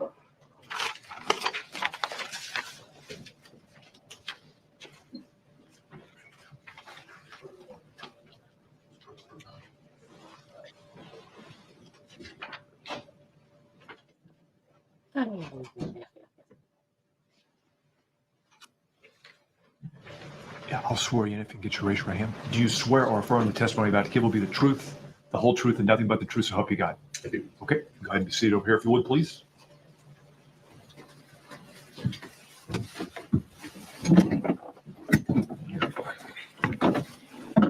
Ready? Here, speak up.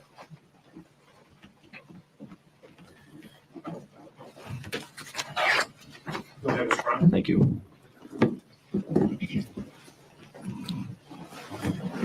Agent Reeson, can you please state your name for the record?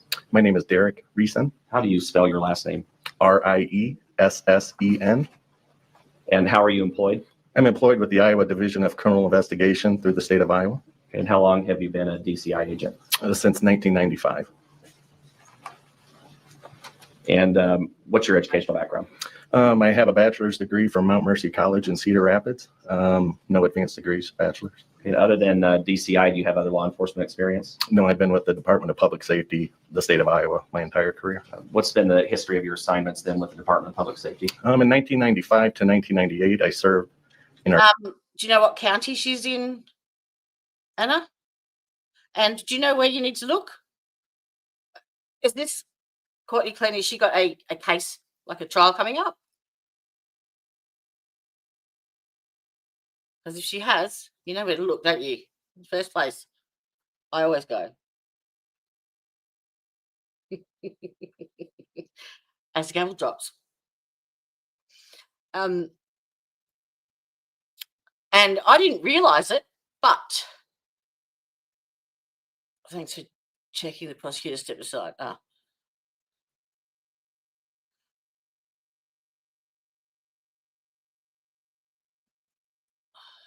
I don't know. I've heard of the name, but I haven't following it.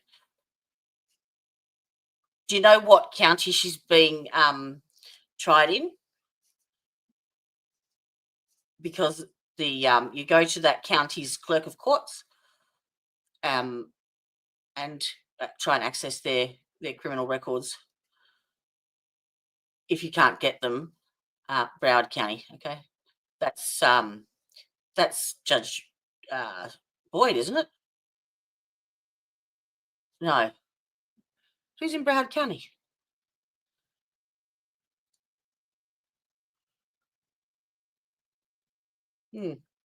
I would go to the gavel first, only hope, and just type in her name as a search, and it'll come up with whatever they've got. If she's got a trial coming up, they'll generally have everything, like media releases, documents, YouTube videos, the whole lot. But yeah, Toxic Orchid is the owner of As the Gavel Drops. She's not a mod. She owns it. It's hers. So I found out. Our gaming division, so gaming enforcement officer. In 1998, I was promoted to an agent within the gaming division. I served there until 2007, where I joined our division of intelligence. And in 2010, I joined the major crime unit within the Division of Criminal Investigation. Okay, describe that for us if you would, agent reason, whenever you say that you're involved in the major crime unit. The other good thing that As the Gavel Drops does, they do like an overview with her name.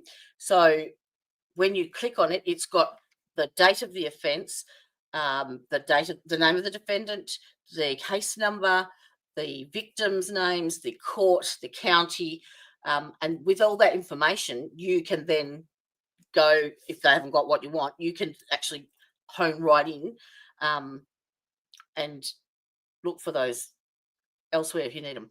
It's very handy. Like they're just the amount of information they've got. Yes, she does. She's lovely. Lovely.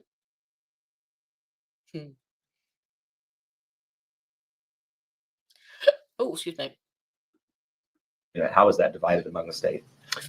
Within the state of Iowa, we have 4 zones of offices through the major crime unit. Northeast, southeast, central Iowa, and then western Iowa is a rough breakdown. In this area, we're considered zone 4 as the office I'm out of. And where is that located, generally within southeast Iowa? Our zone is comprised from Jackson County to the north, to the Missouri border, and to the west over Poweshiek, Tama County area. And there are field offices within that zone? There are. Mount Pleasant, Stockton, and Cedar Rapids. And which field office are you associated with? Stockton. What are the duties of the major crime unit? We are an assist-based agency, so when jurisdictions need our assistance with crimes or situations that they're not used to or haven't looked at in a long time, we will come in and assist them in any way they need. Typically, do agents assigned to the major crime unit work death cases? Yes. Including homicides? Correct. And prior to this particular case, have you worked other death cases? Yes. Do you know how many you've worked in the course of your career? More than 100, possibly a few hundred.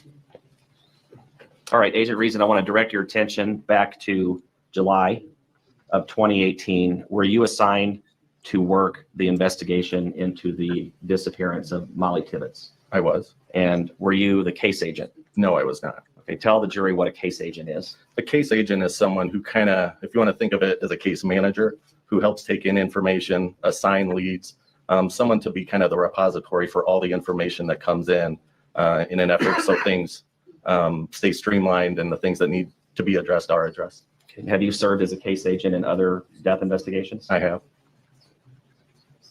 Who was the case agent assigned to the disappearance of Mollie Tibbetts? Agent Trent Villada. And does he work in the Stockton office with you? He does not. He's out of our Cedar Rapids office. Specifically, what date did you become involved in this case? July 26th. And what was your role in the investigation on July 26th and after? Initially, it was to come in and conduct interviews, neighborhood canvass, friends of Mollie Tibbetts. Anything that came up that was assigned is what I would do. Okay. Who made those assignments to you? Agent Villada, I'm sorry. generally speaking, whenever you were in Poweshiek County working on the Mollie Tibbetts case, where were you housed? For the initial, we were in Brooklyn at their fire station is where we worked out of. And then later on in the investigation, we transferred down to the Poweshiek County Sheriff's Office, which is in Montezuma. Okay. And during the course of your involvement in the investigation, did you have assistance from other law enforcement agencies? Yes, we did. Both federal and state? Federal, state, local, county, yes. What assistance would you have had from the federal government? Federal government, I recall them having evidence response teams to look at different areas, other agents to help with leads and run things out as well. So they provided anything that was needed. All right. And then other local agencies would have assisted? Correct. The Poweshiek County Sheriff's Office was very involved in the case. Were there other than state agencies that were involved that provided law enforcement assistance? Yes, there was. Okay. All right. Courtney Cleaney. 7th of the 3rd, the lead prosecutor steps down. Apparently, Court TV, she's even got the timestamp at 29:09 is when her attorney breaks down on cross-examination. Oh, that's Laurie Daybell. Status set for the 11th, which was yesterday, 9:30, status hearing. OnlyFans model accused of murdering, allowed to question. So there's links to all the newspapers, Court TVs. There's photos. Ooh, photos of graphic nature. Ooh. Spoiler. What? Oh. Oh. Oh, it's actual crime scene. Oh. She cut him in the face. Ooh, that's nasty. That's some nasty business. Yeah.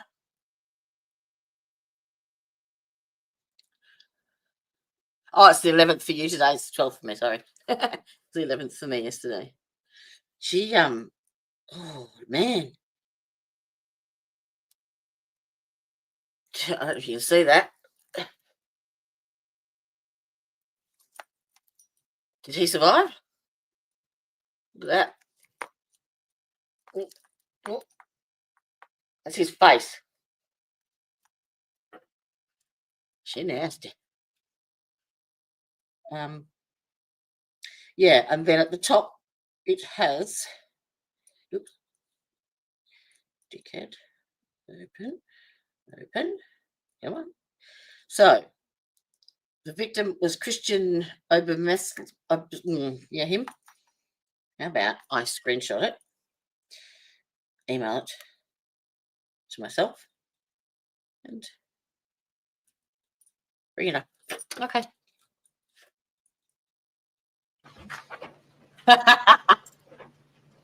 As part of your assignment in this case, were you tasked with locating surveillance cameras within the city of Brooklyn?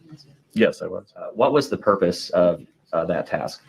The purpose of the task was to find any surveillance or any camera viewer angle so that we could better establish a timeline for Mollie and her disappearance.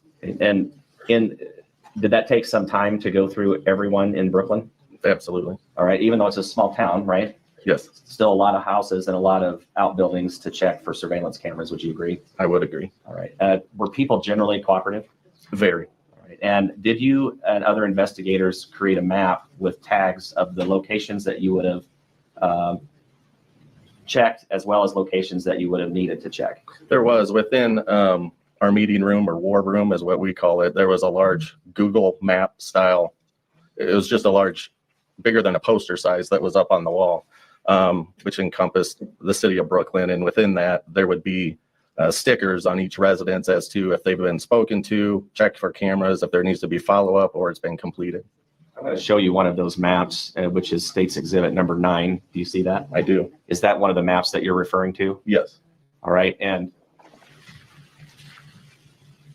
there are both, there's red flags that are on here as well as yellow flags, correct? Correct. The red flags indicate a place has been checked. Correct. Yellow flags would indicate you still needed to check that. Need follow-up. All right, if you can look closely at that. Yes.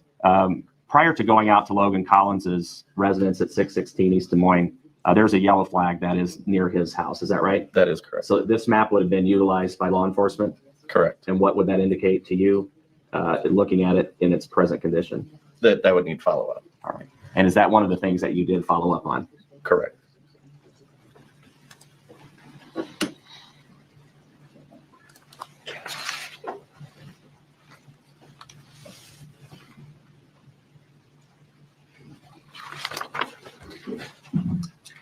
Did you go, I'm sorry, I'll let you switch.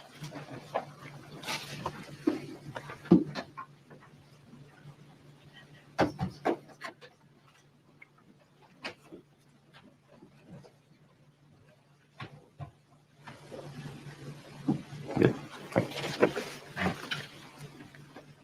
Did you and other officers, you indicated that you did follow up with the Logan Collins residence at 616 East Des Moines Street in Brooklyn? Yes, I did. Okay.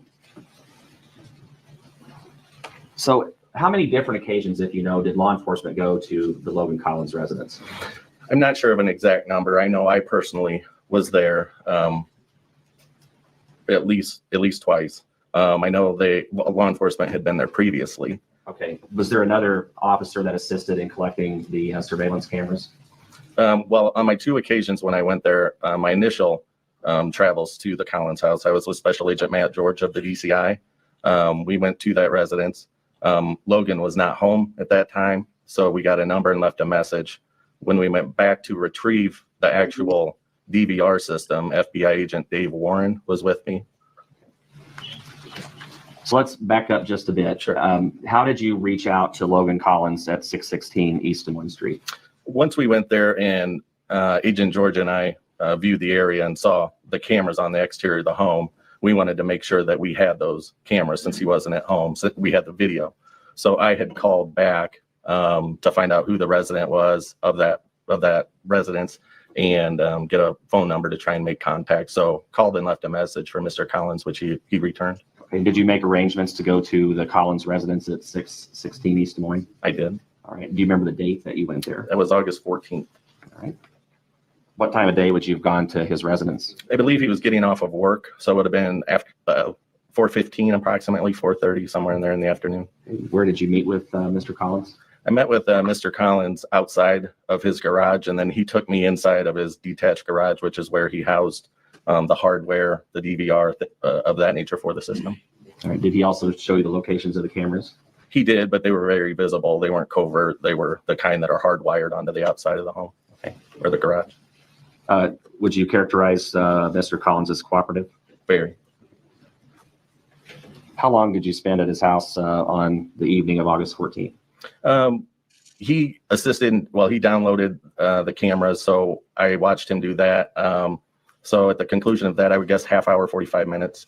Okay. Prior to him downloading the surveillance video for you, did you look at it on his system? Did you view it? No, we just knew that we needed the video based on the locations of the cameras.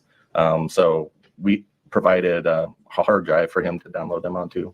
Was he able to do that? He was. Any problems or issues in downloading the surveillance footage? No. Did you take it back to the fire department and view it? Yes. Did you do that right away? Yes. All right. On the evening of August 14th? Correct. All right. All right. Are you go, madam? Yep.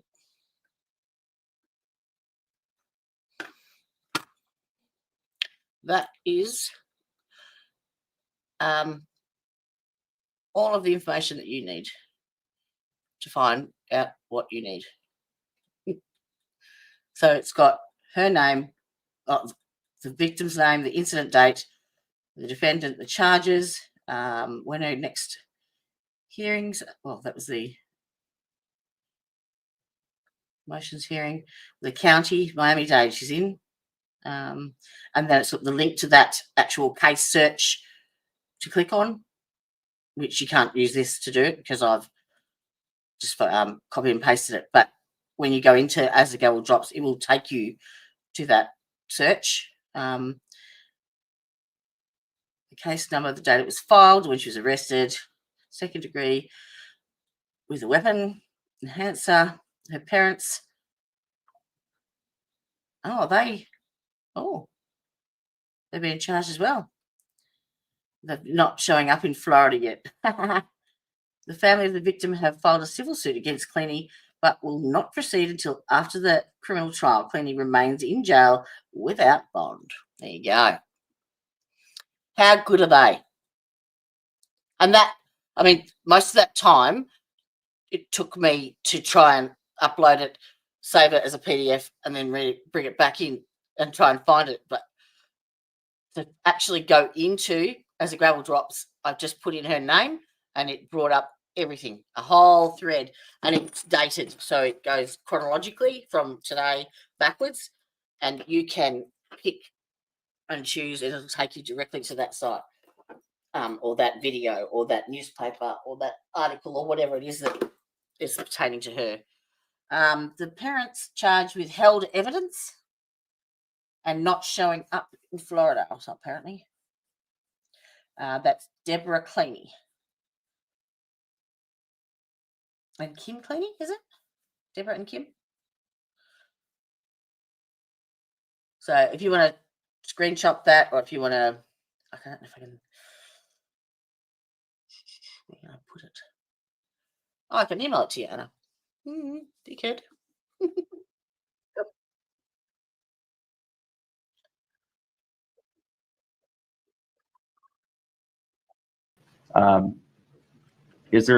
How long had you known, if you know, that the cameras and the footage on Logan Collins's residence needed to be checked? That day, Agent George and I went out was the first time I had learned that there were cameras there that needed follow-up. Okay. There was a yellow sticker on the map that we saw earlier. Correct. Is that why you went to that residence? That's exactly right. Okay.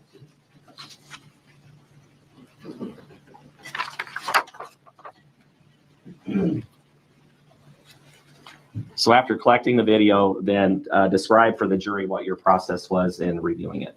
When we returned back to the Brooklyn Fire Department, we divided the cameras since there was 4 angles. We had different people looking at different angles in hopes to see Mollie Tibbetts jogging once again to help solidify our timeline.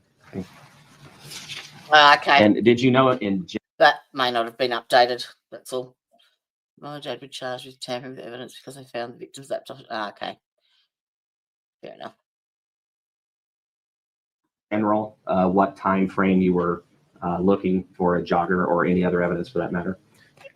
Based on the case information at that point, we had people in town who had seen her jogging, but the person who saw her last, according to our time. It just makes so much more sense to go to one place to find all of it than jumping around between, searching on Google and, articles and newspapers and shit. It's everything is there. It's absolutely. The charges were dropped because the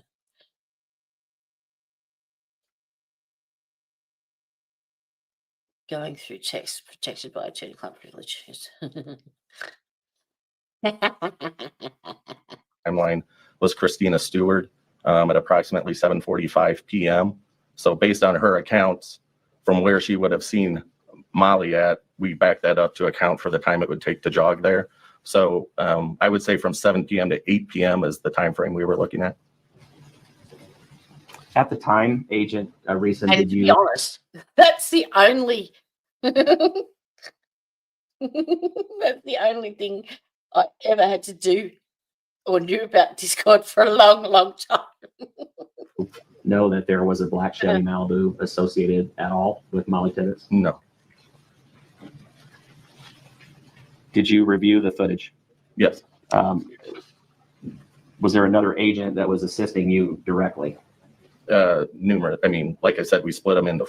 We had 4 different agents or off deputies looking at things. Okay, Agent George is who I was referring to. Yes. So yeah, was he helping? Yes. All right. Back in I want you, if you could, at one point, tell us or describe, did another agent or Agent George notice what appeared to be a jogger?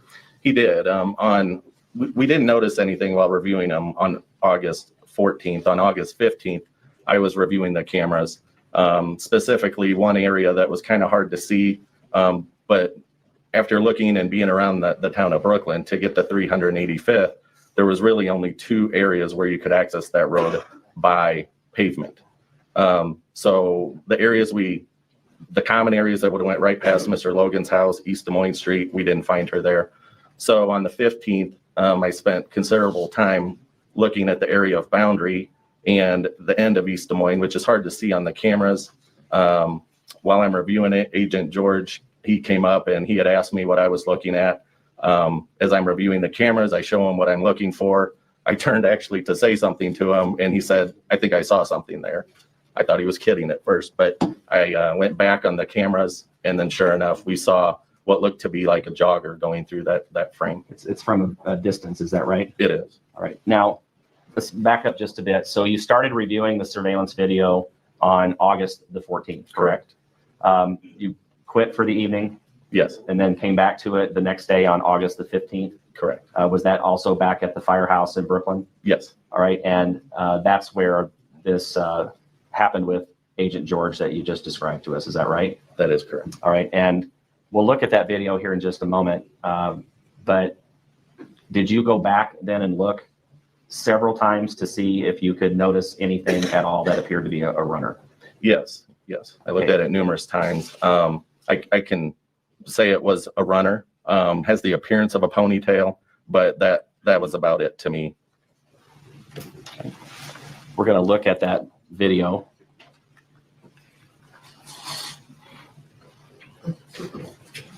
Where's the sheet?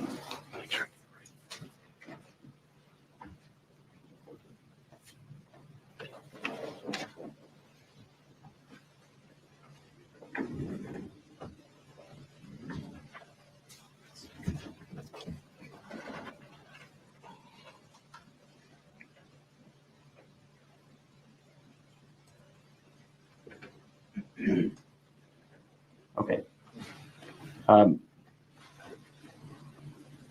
Agent Reeson, I've got on the screen what is Exhibit 11. You can see that? Yes. The date and timestamp on this particular video is what? July 18th, 2018 at 19:45 hours and 24 seconds, so 7:45 p.m. as according to the timestamp on the tape. Did you take any steps to determine if the date and timestamp were accurate? Yes, when I was at Mr. Collins' residence, I compared the time and date to my cell phone. The date was correct, but the system was 3 minutes slow comparing it to my cell phone. Okay, comparing it to your cell phone, correct? Correct. So Yes. this 3 minutes, would that be then 7:45, 7:48? Yes, my cell phone would say 7:48 Okay. according to this. So that's just in comparison to your phone, correct? Correct. All right. Now, this is difficult to see. Would you agree with me? I would very much agree. Okay. And if you look at my cursor, what you and Agent George would have initially seen, would this have been the view you would have had? Yes, that's Boundary Street down there at the end of East Des Moines. So the gray house you can see to the south, and then the white house is actually across the street of Boundary, so to the east of Boundary. So right along that white house is where you'll see a jogger. And it goes by in a fraction of a second. Is that right? It does. Okay. We're going to play this, and then we have an enhanced version of that too. Is that right? Yes. Okay. I'm going to play the video at this time. I didn't get popcorn. Was that it? That was it. Oh, come on, sorry. Let's play it again one more time. You bastard, sorry. No. That's what Agent George identified to you. Is that correct? That's correct. He said he saw something, and then that's when I brought the video back and then played it forward again. All right. Let's look at State's Exhibit number 12. This is a photo, correct? Yes. The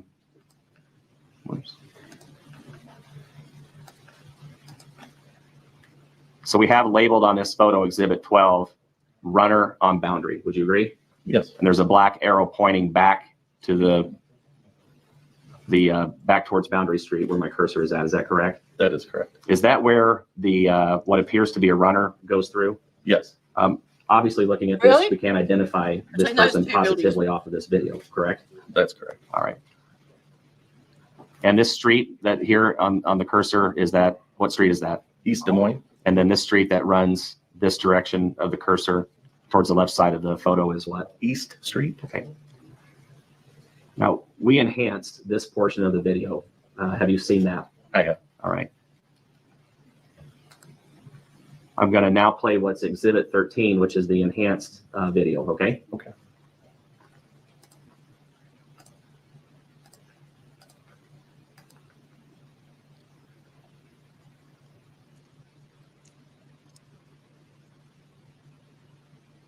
Wow. You picked that up? We can see it a little bit clearer there. Is that correct? Yes. I'll play it again here in just a moment, but let's be clear.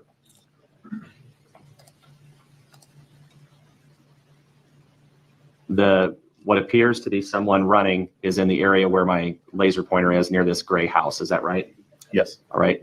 Does the runner appear from the side of this gray house and then disappear behind the bush that is here to the left? Yes. All right. We're going to look at it one more time. I believe the detective saw that.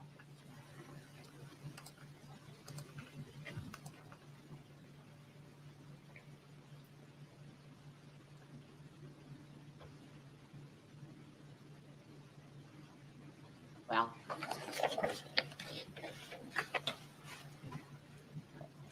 Agent Reeson, based upon yours and other law enforcement's view of what you believe to be a runner, caused you then to do what with the remainder of this video, or this surveillance video that you'd seized? Essentially, what we decided to do was to start logging everything we saw on the video, vehicles, any pedestrians, anything in and around that area prior to 7:45 and also following 7:45 p.m. as shown on the time and date stamp. Now, in doing that type of surveillance, generally describe for us did you see multiple other vehicles? Yes. Well, generally describe for us what it was that you observed in that effort in reviewing the video that you just described. While reviewing it, what we did, like I said earlier, once again, we took this, and after we had located the runner, we once again parceled it out to different agents and deputies to review, and each created like a written log of just notes on what they had seen. So what was seen was, once again, cars, a person walking their dog, I recall, but most of it was vehicles. All right. And in looking at that vehicle, collectively putting your heads together, did you notice what appeared to be a black Chevy Malibu? We did. Why was it that this particular car, out of all the others that you would have seen, drew yours and other law enforcement agents' attention? The big thing for me was when those 4 individuals who were viewing tape gave me their logs, I created a spreadsheet just on Excel, and with time and date according to the timestamp. And after the runner went past at 7:45:33, the next 4 entries in that log, once I compiled it, were a black Chevy Malibu. Is that what drew your attention? Yes. All right. And was it significant to you and other law enforcement officers that it was close in time to when you saw the jogger? It was. And tell us why. It was significant just being in the area. So it was just someone we really felt we needed to identify, whoever the driver was of that vehicle, to see if they saw something, if they knew who Mollie was or passed them or whatever. We just wanted to know who was driving that vehicle. Now, were there distinctive features of the black Chevy Malibu that drew your attention? Yeah, some of the features on it that were distinctive as opposed to a standard Malibu. It had chrome side mirrors. So the outside of the mirror was chrome. The door handles to the vehicle were chrome. And then it appeared to have chrome mag rims on the vehicle as well. And did you take any steps or efforts, or did others to figure out if any of those features were standard on a black Chevy Malibu? We did. And what did you determine? We determined that they were kind of a specialty item, or could have been an aftermarket item as well. What was the aftermarket item? Would have been the mirrors. Okay. The chrome handles? I don't recall if those were aftermarket or could have been through the factory. I don't recall that. All right. And then the rims that you noticed, would those have been factory or aftermarket, or do you know? I don't know. The only feature that stood out to you would have been the chrome mirrors? Well, I mean, as opposed to other Malibus you see on the road, the chrome mirrors, the door handles, and the mag rims are what were distinctive to me when viewing it on video. And actually, that's was evident on the surveillance video that you viewed, those particular features. Yes, it was. Okay. All right. So after you see, yes, sure. We need to take a break Sure. at this time. So members of the jury, want to remind you of your admonition. We'll take a break here for 10 minutes. Leave your notebooks where they are, and Carrie will tell you when you can step out. Should be just momentarily. Thank you, everyone. And sir, you can step down.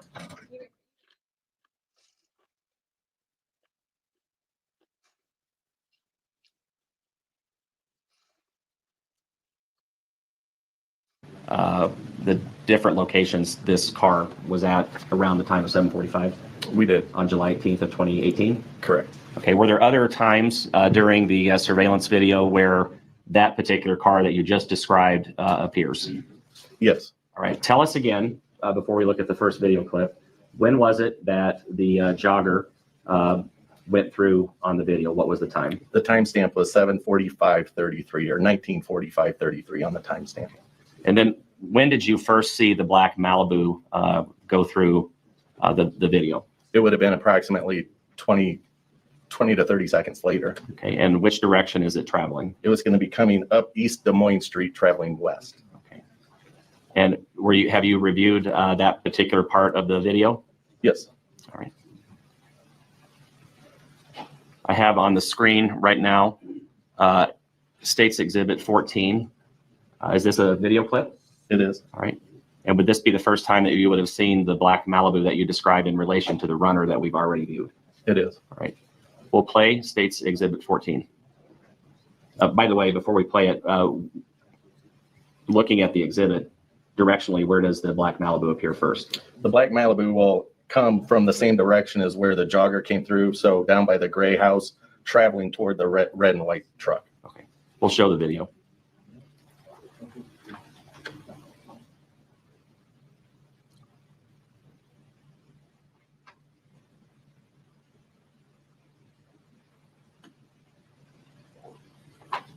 Okay, we'll look at it one more time.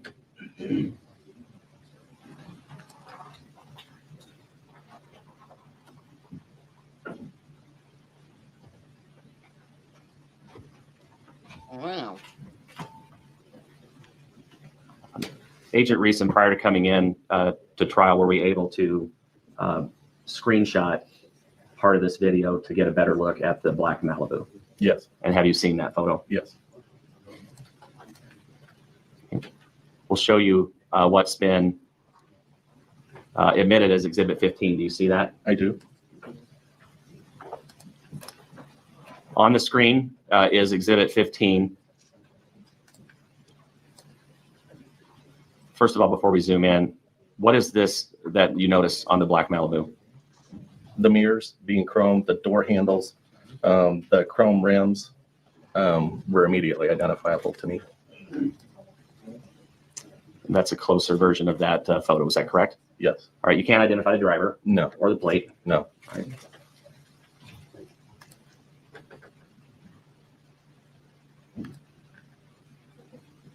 Okay. Agent Reeson, State's Exhibit 16 is now on the screen. Do you see that? I do. This is a video clip and shows us what direction again? This would be to the north and east of the Collins residence. And do you see that what appears to be that same vehicle passing through this particular video? Yes, we do. All right. And that the date and time stamp on this video is what? It would be July 18th, 2018, 1947 and 51 seconds. So just shortly after the video that we viewed a minute ago. Correct. Do you agree? Yes. And where I have the laser pointer, is that where we see the black Malibu come through? It is. Okay, we'll play the video. State's Exhibit 16.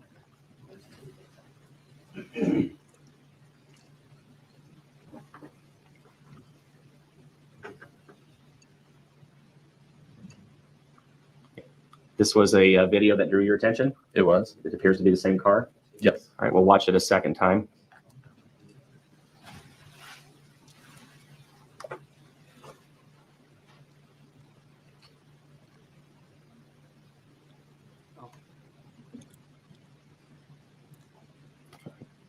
Did you likewise, did we take a screenshot of this video to get a static view of the car? Yes.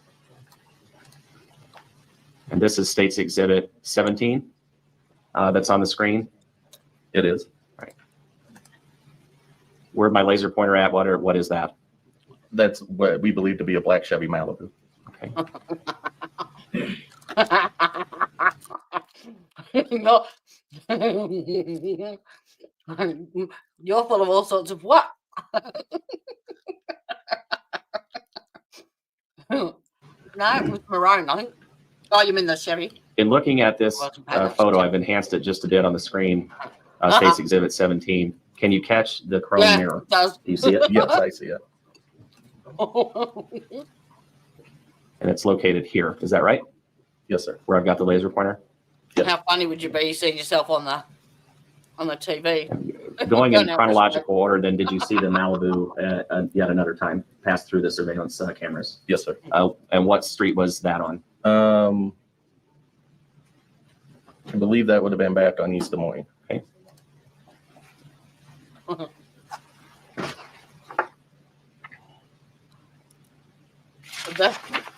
The best one I saw on a shirt, it was actually a singlet.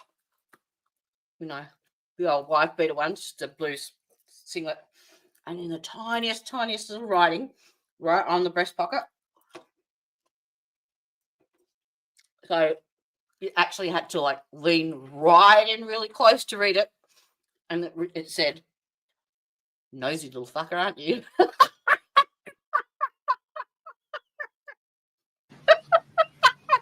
And at what time do we have on the date and time stamp for this particular video, which is State's Exhibit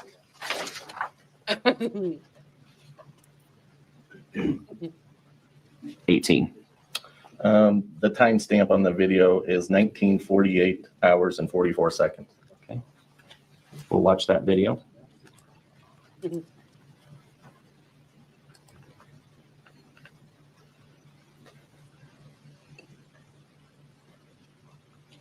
We're back again. Wow. Okay. Okay, Agent Reese, I'm going to play it a second time, but just for purposes of the record, generally, where do we see the black Malibu come from on the video, and what direction is it traveling? It's traveling Right on from that. west to east, so it appears near the red and white truck and travels down East Des Moines Street toward Boundary. And we'll watch it a second time. I'll just go faster this time. Whee! Were we able to likewise take a screenshot of that vehicle that we just saw in this particular video? We were. All right, and what's on the screen is State's Exhibit 19. Do you see the black Malibu? I do. This is the black Malibu? Yes, sir. Do you see those same features that you just described? I do, specifically the door handles and the chrome mirror. We'll take a closer look at that. Do you see the wheels, the mirror, and the handles that you described? I do. All right, and okay. What was the last time that you observed this particular vehicle pass through the surveillance cameras at 616 East Des Moines? It would have been at 8:07, approximately 8:07 p.m., 8:06 and 55 seconds, I believe. It would have been traveling from west to east on East Des Moines Street. The same direction that we have here in State's Exhibit 19, is that correct? Correct. All right. On any of these video surveillance cameras, can you identify the driver or the plate? No, sir. Is there any enhancement that you're aware of that could have provided that? Not that I'm aware of.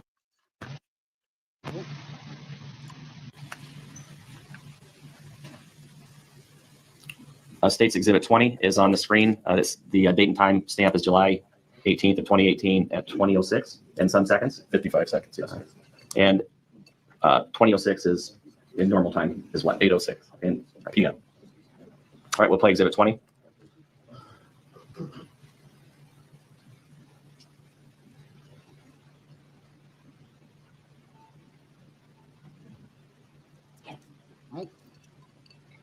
Do you see that same Chevy Malibu pass through on East Des Moines Street? I do. Headed to the east? Correct. This would, again, be headed towards the area where we had seen the jogger about 20 minutes before. Yes, it would. All right, we'll look at State's Exhibit 20 one additional time.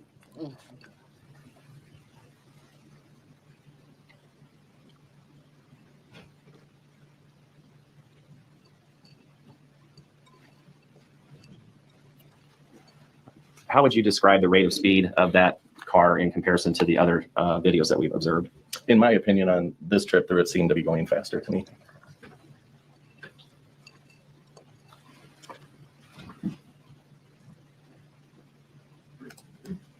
All right, and State's Exhibit 21 is on the screen. What is this that we're looking at, State's Exhibit 21? The black Chevy Malibu in the still photo.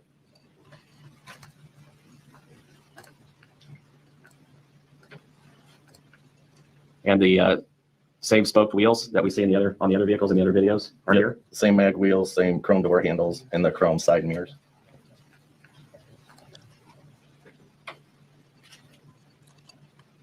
This is just a blown up version of what we have on the screen, is that right? Yes, sir. Okay.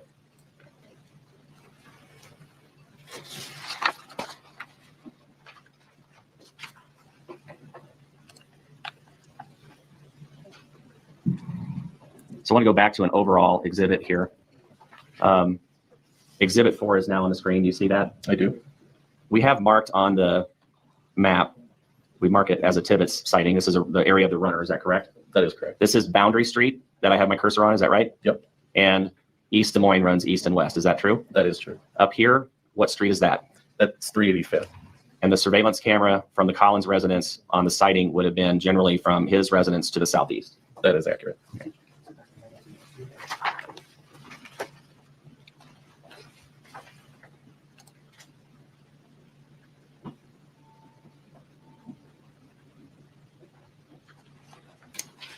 All right, Agent Reason, after reviewing each of those videos and the stills, and collecting that information,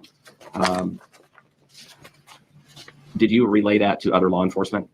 I did. Okay, and I know we've looked at 4 different clips here of the Chevy Malibu from 3 different camera angles. Were there other camera angles that showed the same car? Yes. Okay, there's an additional camera, correct, that faced more to the north? Yes. Could you see the same vehicle on that camera as well? Yes, you could. And if it faced north, it would catch it in generally the same direction that we had whenever the camera was facing northeast. Is that right? That is accurate. Okay. Did you see the black Chevy Malibu pass through the surveillance area after 8:07 and 55 seconds? No, sir. Now, I know we've looked at the Chevy Malibu. Were there other vehicles that were on the video? Yes, there were. All right. Did you pass that same information along to law enforcement? Any other vehicle that would have drawn your attention? We passed along the spreadsheet that was created, all the vehicles that were on there. There were some people, for instance, Christina Stewart was going to her parents, were able to identify who was in that car. That kind of thing was. So Christina Stewart's van appears on the video traveling on East Des Moines Street. It does. At about what time do you recall? 1953 on the timestamp. Okay. And you knew that was her vehicle? Yes, later, once we were gaining information and looking into people who live on the road, travel that road, that sort of thing. Now, as a law enforcement officer, generally in investigations, do you develop what are called leads? Certainly. What's a lead?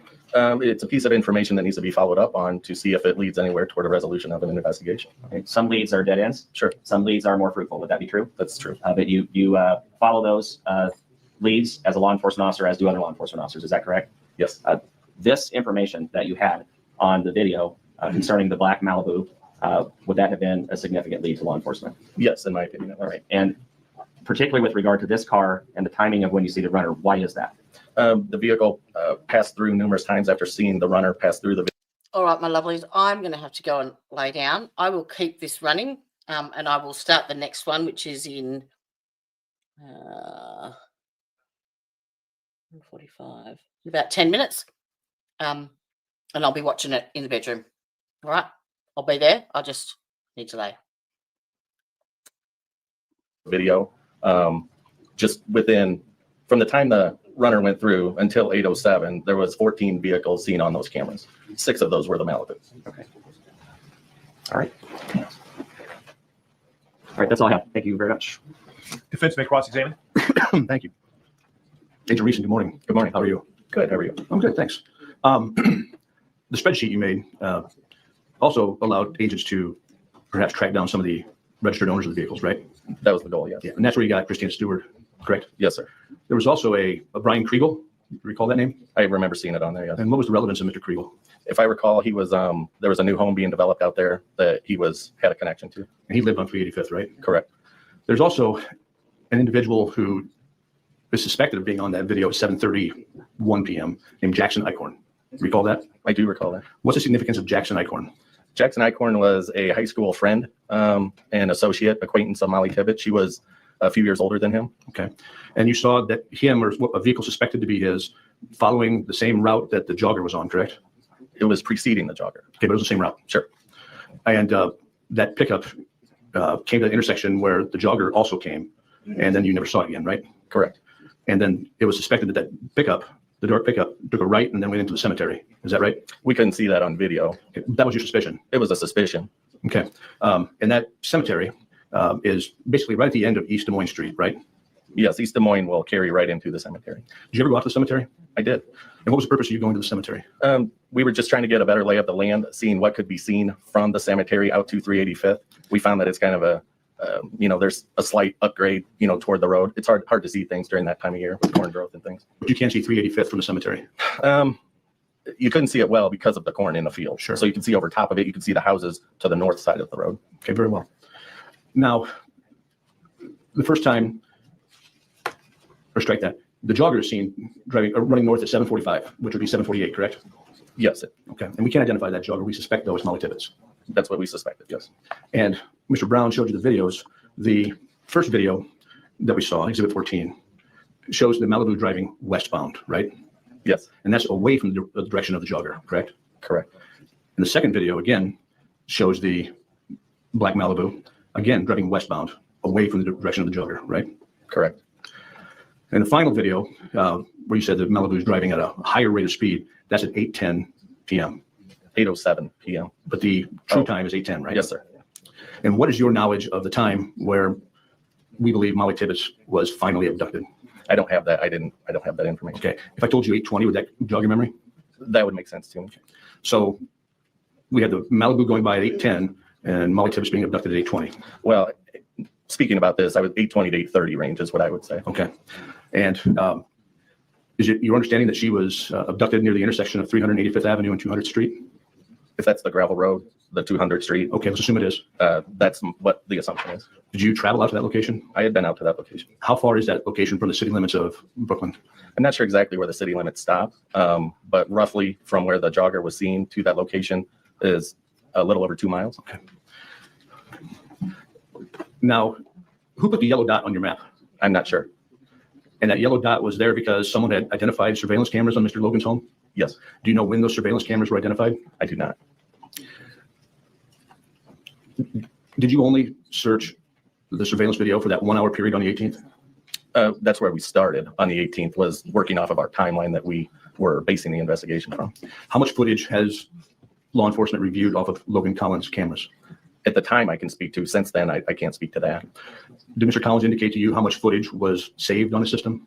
I believe he had a 1 terabyte DVR, so it would be significant, 30 days or so. Okay. So if you downloaded the information on August 14th, Yes, you'd have 30 days back from August 14th, right? correct. That put it somewhere in the vicinity of July 16th. That sound about right?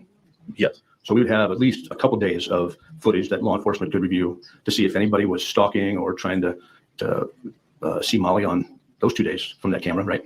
what we chose to do was work off of our timeline. So we started at the knowns versus unknowns and kind of worked that direction. Okay. But the point is, once you had the 18th nailed down, law enforcement did no more work on reviewing that footage, right? Did no more work from working out from that time period. Correct. Yes, we were identifying the cars, vehicles, and people closest to when we saw the jogger. Okay. So the point is, you never saw the black Malibu other than that one small time period. I did not review any other time. All right. Your investigation, over and above the video review, involved trying to speak to Wayne Chaney, I did. and you asked Wayne Chaney to give a statement, I did. and he was not cooperative, was he? He was for a while. We were able to sit down and speak for a while, but he did leave the interview. Okay. Now, you also involved, respect that, what was the desire to speak to Mr. Chaney arise from? Just case facts that had come up throughout the investigation. And what were those case facts? A lot of it was just statements he had made. Path of, once again, according to our timeline and locations, path of travel could have been out by his property. As I understand it, the investigation was focusing on the southeast corner of Poweshiek County, right? Correct. And that's where Mr. Chaney lived, right? Yes, sir. And Mr. Chaney had a history of violence with women, right? I don't specifically recall that. If there were a tip that came in involving an individual who had a history of violence with women in that area. In your training, education, and experience, would that be somebody that law enforcement would want to talk to? Absolutely.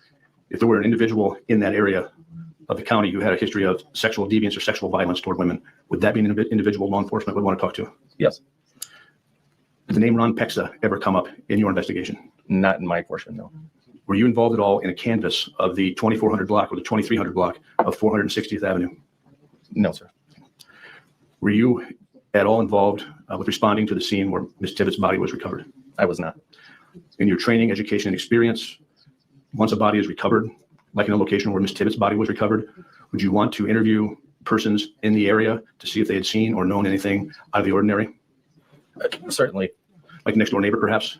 Yes. If someone, the next house down the road within a quarter or half a mile from where her body was discovered, would you not want to interview that person? That'd be something you get to in the sense that obviously the location of the deceased becomes the primary. And so once again, kind of like the video, you start there and work out. And if that person who lived close to the location of the body had a history of violence against women or sexual deviance or sexual violence against women, you'd want to talk to that person again, wouldn't you? Yes. Now, that's all I have. State have any redirect? No, Your Honor, no more questions. Thank you. Thank you, sir. You're excused. You may step down.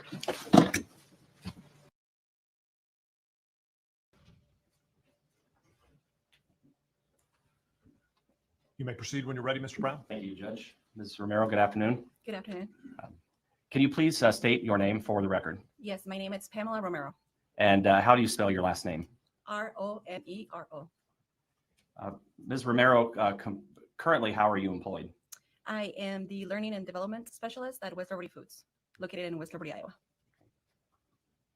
And what is West Liberty Foods? It's a turkey process meat factory.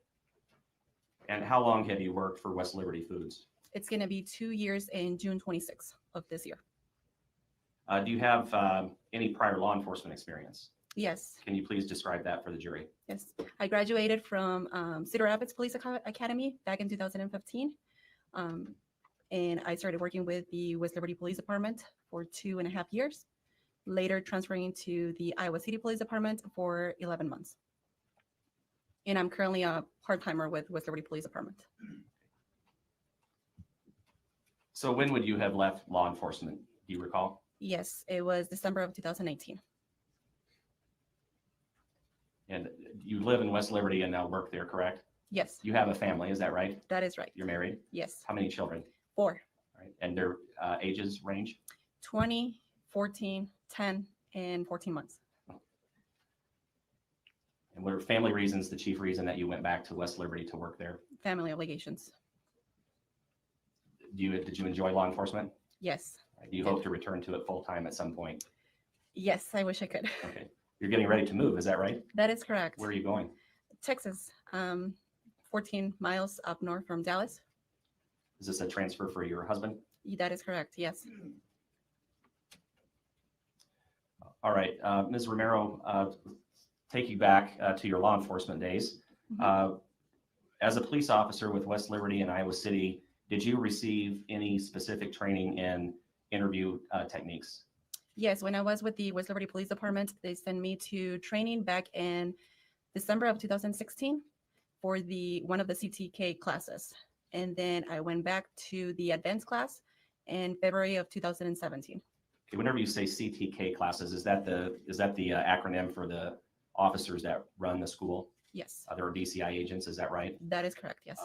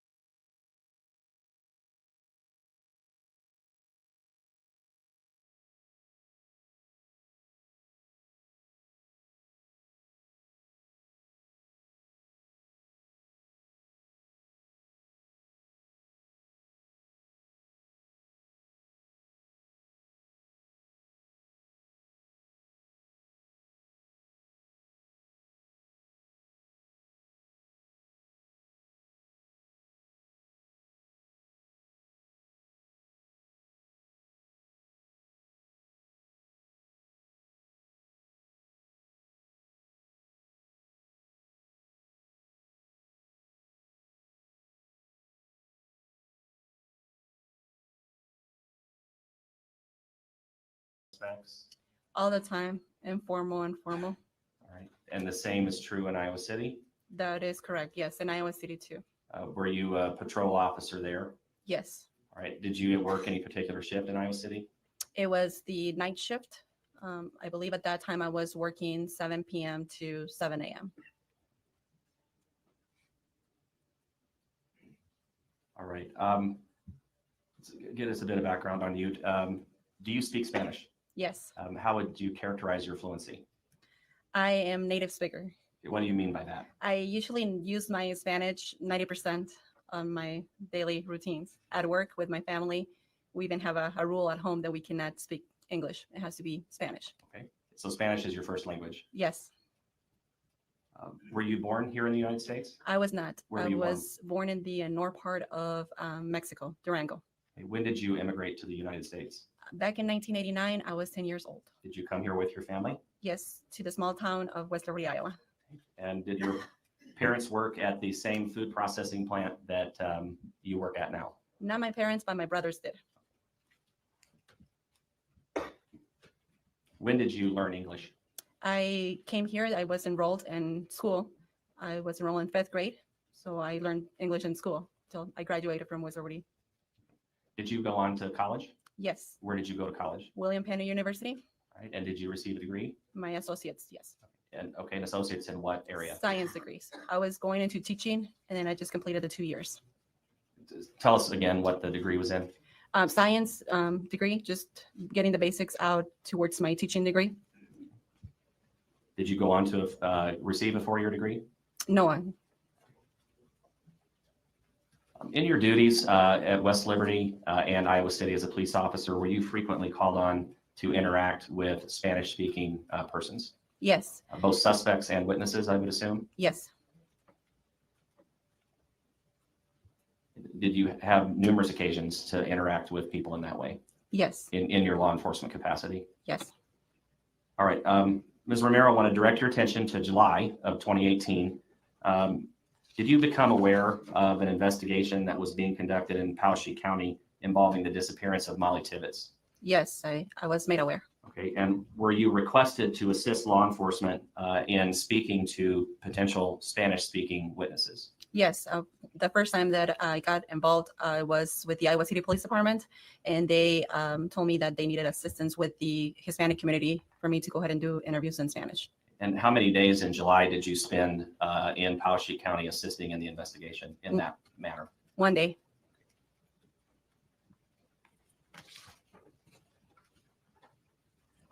Moving forward to August 20th of 2018, were you contacted by law enforcement in Poweshiek County to come to Montezuma to interview a person identified to you as Cristhian Rivera?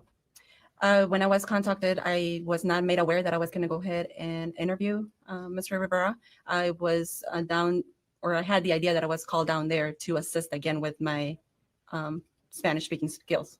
Okay. And did you come to Montezuma then on August the 20th of 2018 for that purpose? Yes, At some point, were you told that you were needed to assist in the interview of the defendant? yes. When were you? I'm sorry, go ahead. When I got there, When you arrived in Montezuma? yes. And it may be obvious at this point, but why were you chosen to be the person to interview the defendant? I was brought to the understanding that Mr. Rivera spoke Spanish, so me being a native speaker, it will be easier for me and him to communicate. And were you briefed at the time by officers that were involved in the investigation as to what the facts were of the investigation to that point? Yes, DCI agents and FBI agents.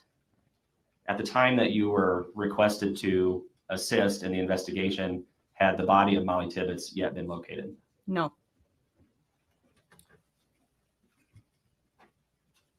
Whenever you came to Montezuma, did you come with any other Iowa City police officer? yes. At that time, I was traveling with Sergeant Fink. Sorry, say that again. Sergeant Fink. F-I-N-K? Yes. And what is Sergeant Fink's first name? Is it Jeff? Yes. Sorry, that's okay. Whenever you left Iowa City, where was the first place you went to then in Poweshiek County? We went to the sheriff's office in Poweshiek County. Is that where you met with other officers that you just described? Yes. And you were briefed on the investigation at that point? That is correct, yes. Was that the time when it was decided that you would attempt to interview the defendant, Cristhian Bahena Rivera? Yes. When was the first time that you met the defendant? It was at that time he was sitting out in the lobby, and I was told by the DCI agents that he was out there. So I went out there to introduce myself. I told him who I was. Told him Officer Romero with Iowa City Police Department at the time, and told him, thank him for being there and for being patient, and to let him know that I was going to go ahead and be a few minutes for us to go ahead and bring him back. So you went out initially and introduced yourself? Yes. Then you went back to where? Back to the room where the other agents were at. Whenever you met the defendant the first time, was he with anybody else? No. Did he appear to have a cell phone at his disposal, at his use? He had his cell phone in his hands. Did he appear to be using it by your observation? The motion that he had, he was leaning forward with the phone on his hand. Where he was at in the sheriff's office at Poweshiek County in Montezuma, was that a secure area? Yes. Well, part of it, I'm guessing. I'm not really familiar with the area. So the part where I was at, it was not secure. Okay. The lobby area where you met him? Correct. It would have been open to the general public? Yes. Okay. You do identify yourself as a police officer? Yes. Were you wearing a uniform or badge or any type of insignia? No, I was not wearing the uniform, but I did have my gun, which it's required when you carry, you have to have your badge with you. So I did have my badge, but it was on my belt. I don't think it was seen by Mr. Rivera. After speaking with officers, after introducing yourself to the defendant, did you then go back out to the lobby to get him, to bring him back to attempt an interview? Yes. Was the defendant cooperative? Yes, he was. Where did you take him to be interviewed? We took him to one of the back interview rooms. Again, where it was at, I'm not very familiar with the building myself. It was just an interview room.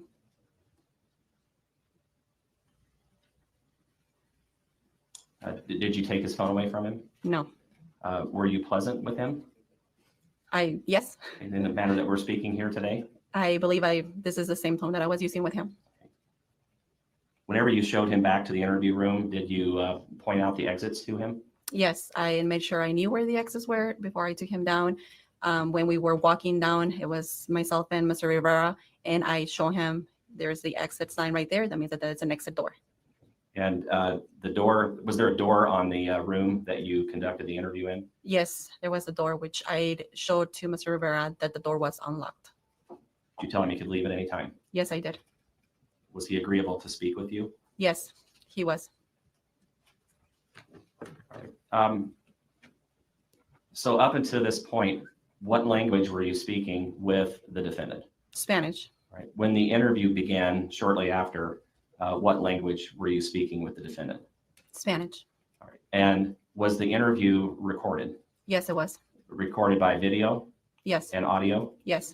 If we were to sit and watch the video and audio of this recorded interview, would we see two people speaking in Spanish? You will go ahead and see 3 people speaking Spanish. Jeff There Fink was I'm sorry. go ahead. Sergeant Jeff Fink, myself, and Mr. Rivera. Did the defendant ever converse with you in English? No. So unless we understand Spanish, we're not going to understand the video interview by watching it, correct? It will be difficult if you're not fluent in Spanish just because of the speed of the conversation. We'd have to be fluent in Spanish in order to understand it, in your opinion? In my opinion, yes.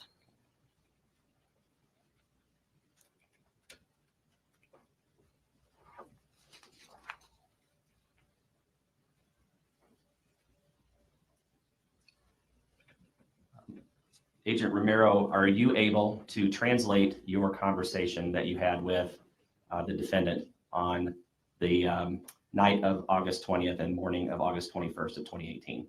Yes. Have you had an opportunity to review both video as well as transcripts prior to coming in here today? Yes. And do you recall the interview also from your own memory as to what was said during that interview? Yes.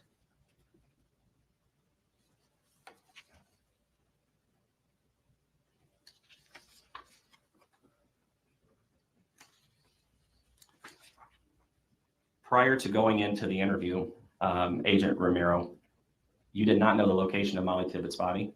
No. Did you know that Mollie Tibbetts' body had been covered by corn leaves and was located in a cornfield? Did you have that knowledge before talking to Cristhian Bahena Rivera? No, Did you know or have any knowledge as to the injuries sustained by Mollie Tibbetts that caused her death? no, Did you have any knowledge as to Mollie Tibbetts' blood being located in the black Chevy Malibu? Did you have that knowledge? no, Because at that time, Mollie Tibbetts had not been recovered, correct? that is correct. And no blood had been found at that point in the black Chevy Malibu, correct? Correct. Because it had not been analyzed yet by the DCI. Correct. During your interview with Mr. Rivera, overall, how would you describe his demeanor? He was friendly. We had a very friendly conversation. I thought so. We were very immersed in the conversation. I was making the questions. He was answering them. Very engaged. Did he ever appear to not comprehend any question that you asked him? No, Did you ever not comprehend any answer that he gave? no,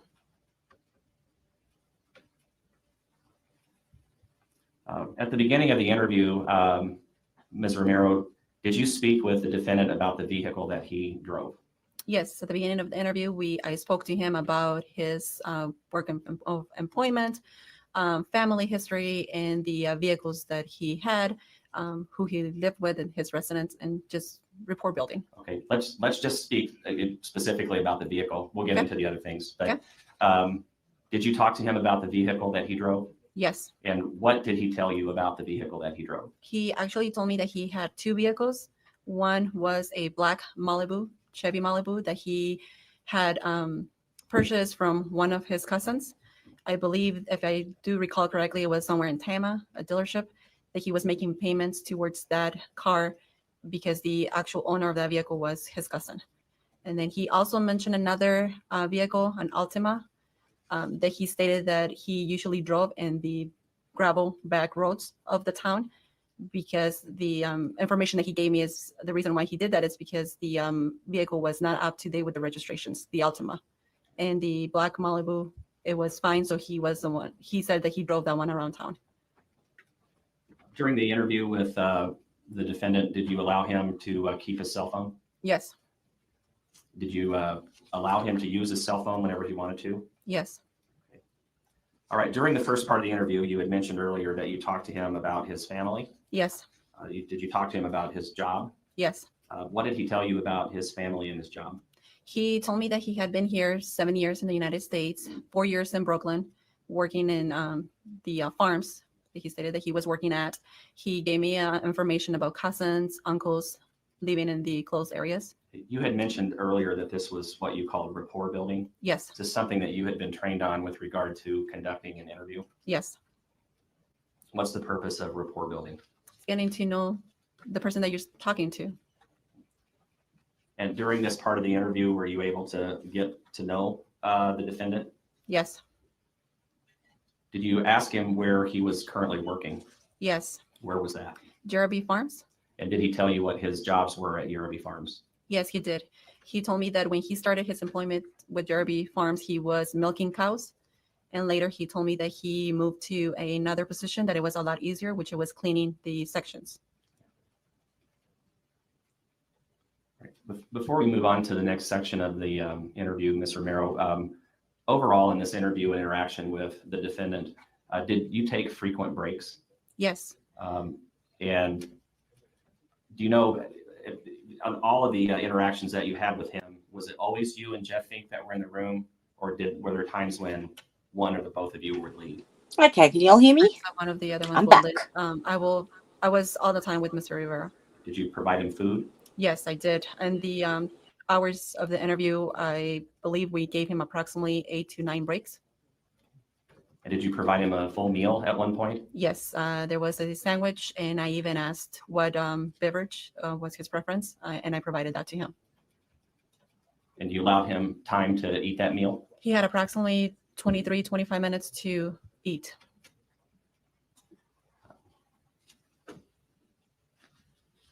And again, was he always tracking questions that you were asking him? Yes. Or did he appear sleepy to you at any time? Yes, maybe towards the end. I mean, at the end of the interview, everybody was tired. I was also tired myself. Okay. All right. After the initial part of the interview, did you then turn to whether or not the defendant knew or had seen Mollie Tibbetts? Yes. Do you recall how far into the interview with him, as far as time, that you raised Mollie Tibbetts for the first time? Yes, I do not recall the exact time, but it was approximately an hour and 45 minutes into the interview. And do you know if it was before or after he had had something to eat? Do you recall? I do not recall. Did you then begin to gather facts or attempt to gather facts about the defendant's possible knowledge of Mollie Tibbetts' disappearance? Yes. What does he initially say with regard to Mollie Tibbetts? Mr. Rivera told me that he had no idea who she was, and she told me that he had never seen her.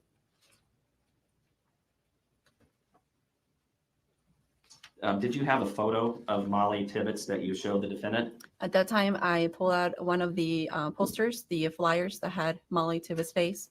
I put it in front of the Mr. Rivera, and he looked at it, and he goes, "Yes, I have seen them around town. They are all over town."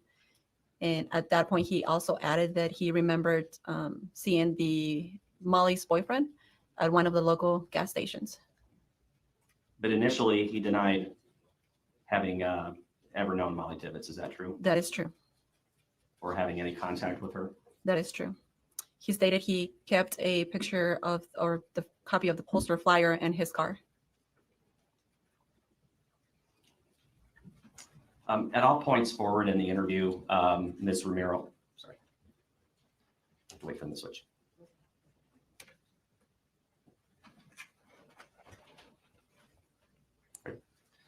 At all points forward in the interview, Ms. Romero, with the defendant, was your understanding that you were talking about the disappearance of Mollie Tibbetts with the defendant? Yes. And when you used the terms her or she, were you referring to Mollie Tibbetts? Yes. Was it your understanding that the defendant did the same? Yes. All right. Was there a time then, just after raising bringing in Mollie Tibbetts to the interview, was there a time during the interview that you then showed him a photo of a vehicle that was taken from surveillance in Brooklyn from the home of Logan Collins? Yes. So I was provided with 3 pictures of a black vehicle that was obtained, I was told, by one of the DCI agents from the Logan Collins surveillance video.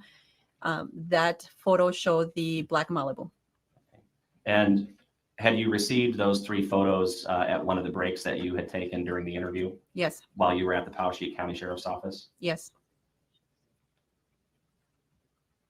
Did you show those photos to Cristhian Bahena Rivera? Yes, I did. Hang on a second, sorry. How did you display them to him? I was just gonna say that I laid them out in front of him, the 3 pictures together. Okay. I said, can you please look at them for me? He looked at them, and his response was, "Yes, that is my car." Did you even have to ask him if it was his car, or did he just volunteer that? He volunteered to say that that was his car.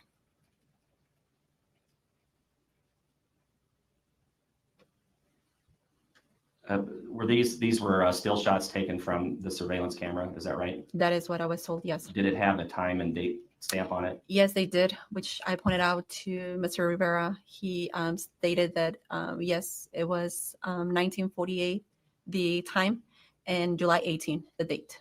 Okay, so 1948 would be 7:48 p.m. Yes, Army time. And the date would have been July 18th. Yes. So that date and time stamp would have been on the photocopy of the photo that you showed him. Yes.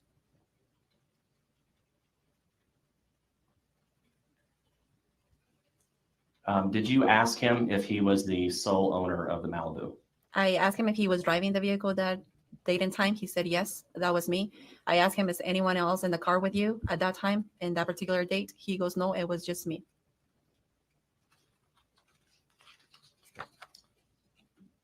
Were you aware at that point, Ms. Romero, that a runner had been seen on the surveillance video taken from Logan Collins' residence? Yes, there was one of the pictures. It was shown that there was a person. Okay. And did you point that out to the defendant? Yes, I pointed out to the person that was running, and that's what I told Mr. Rivera. You see this person that is running? He said, yes, she was running. Okay. So he used the term she. Yes, Okay, now, the picture that you would have shown him would have been essentially a shadowed dot. Is that right? that is right. All right. Was there any way to tell in the photo that you used with the defendant if it was male or female? No. He used the term her. Yes.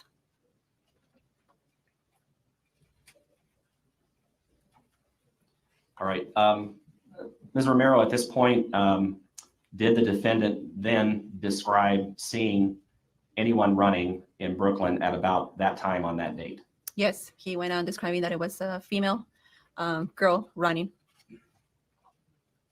Did he say at this point how many times he observed this female runner while in Brooklyn? Mr. Rivera told me that he saw her 3 times. He saw her first, turn around, came back. He stated that she even waved at him and smiled. And then he went back, and that is when he continued doing what he was doing at the time. What was it that he was supposedly doing in Brooklyn? He stated that he was trying to find his way around town, that he was heading to his uncle's residence to obtain a vacuum cleaner. So he told you that he saw a female running Yes. on 3 different occasions. Did he ever place himself out on the county blacktop east of Brooklyn? The way that Mr. Rivera described that first sight of the female was, it was in a paved road near a curve. Did he ever indicate that he got out of his car or engaged her in any way? Not at that particular time. All right. So he never would have had any contact with Mollie Tibbetts other than, at least that's what he said, never had any contact with her other than seeing her. At that time, yes. After seeing her the last time, the 3rd time, where did he say he went in Brooklyn? Mr. Rivera told me that he lost track of her, that he lost sight of her, and continued on his way to pick up the vacuum cleaner. Did he then say where he went? Into town, I am guessing, because he told me that he was going to his uncle's residence, which it was in the trailer court inside Brooklyn. Now, did you have a discussion with the defendant about the appearance of the runner, female runner that he saw? Yes, I asked her what he thought of the female runner first, and his answer was, I found her attractive. I asked him what she was wearing. He said black shirts, maybe a top sport bra, and he continued describing. He did not say the name of it, but he just said one of those things that you put on to measure your steps or to hold your cell phone. Or to what? Hold your cell Hold phone? the cell phone. Okay. Did he ever use any other term other than attractive to describe the runner that he saw? He stated at one point that he thought that she was hot. All right. Ms. Romero, during this conversation, does the defendant ever admit to you that he had anything to do with harming Mollie Tibbetts? Right at that time, he said no. A break was taken after this discussion. Yes.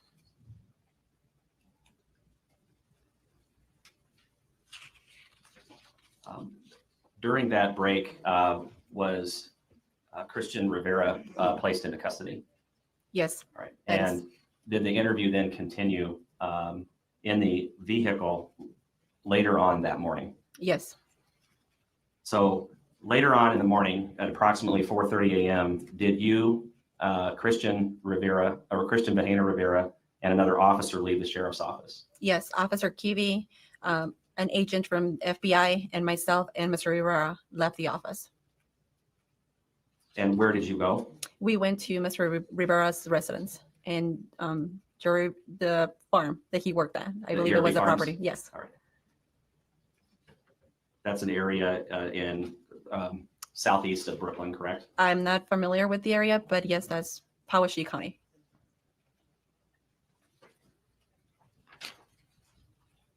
Then did you proceed to a rural area in far eastern Powashik County? We landed in a cornfield.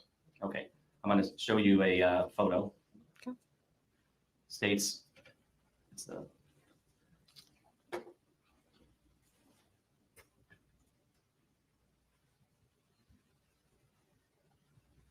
right. Do you see States Exhibit 3 there on the screen, Ms. Romero? Yes, I do. This location that is on the map is 2478 460th Avenue. You see that? Yes, I do. What kind of road is that? Gravel road. All right. Is it, even for a rural county, is that area pretty rural? Yes. Okay. It was a cornfield. It was cornfields all around us. Okay. That's a good point. This is July or August of 2018, correct? Yes. So the corn is up, right? Yes, it was August 21st already. Yes. Right. So the corn is up and it is at least about head high. Would you agree? Yes. The grass was pretty tall too. The nearest town to where this location is that you went with Mr. Rivera, the defendant, is nearest the town of Guernsey. Is that right? Yes. And it's almost to the Iowa. I don't know why I'm typing because I can sit here and talk. No, you didn't wake me from my slumber. I'm watching it. I just need to lay down. That's all. I'm still here.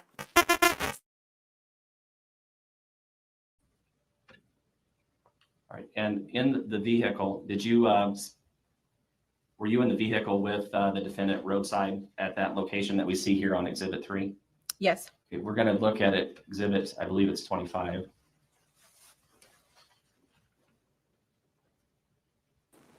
I Exhibit reckon she's a 25 is perfectionist, the yes. general area that Sure. would have been parked roadside with the defendant, Cristhian Bahena Nothing Rivera. wrong with that. Yes, that's where we were parked. Okay, to the right on this photo, there is an opening to a cornfield. Is that correct? That is correct. Through that area. This is going to be awful. Mollie Tibbetts' body. Dear. Did you ever go out to the location of the body? Yes. And were other officers present at this location? Yes, there were. I'm actually Which bucking my legs direction up. are we looking here? We would be looking back My to new the east, so sheet's that'd be dirty. accurate. That will be accurate. Okay. And then exhibit number 26, if we can see that. This The is opening to revolting. that cornfield there is on the left on exhibit 26. Do you see that? Yes. And generally is vehicle with the defendant. Yes, we were close to that white vehicle. Say that again. We were like in front of that, where that white vehicle is right now, like in front of that.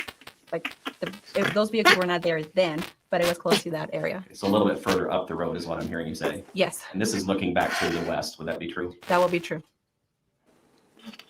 Was there any fence between the two posts or to cross into the cornfield? No, there wasn't. All right.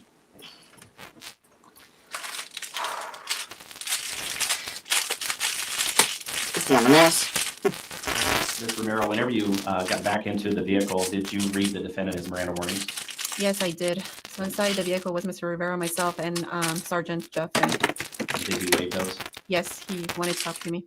And did you then ask him what happened between he and Mollie Tibbetts? I asked Mr. Rivera to give me all the details that he could remember since he approached Mollie Tibbetts. All right. What was the first thing the defendant told you about seeing a female on July 18th of 2018 near Brooklyn, Iowa at or near 7:45 p.m.? He told me he saw her running again 3 times. One of those times he parked his car behind her, ran after her or jogged after her, came close to her that she noticed him. She turns around, makes the attempt to use his cell phone to call the police. At this point, Mr. Rivera told me that he got angry and that is when they started fighting. Okay. All right, let's break that apart just a bit. So the defendant on this occasion, this is while you were seated in the car roadside that we just saw, correct? Yes, He admits seeing Mollie Tibbetts, yes, and he indicates that he followed her. yes, Okay, whenever you say that he said that he followed her, did he indicate that he followed her in his car for a period? yes. Did he then tell you that he stopped his car He said I parked my car, yes, and he got out of his vehicle? and I started jogging behind her. Is there Great. another officer in the vehicle that you were in interviewing him that also spoke Spanish? Yes, Sergeant Jeff Fink speaks Spanish. And does Officer Fink ask him if that was on 385th Avenue? Yes, he did. And what did the defendant respond? Mr. Rivera confirmed that it was. Confirmed that he had seen Mollie Tibbetts on 385th Avenue? Yes,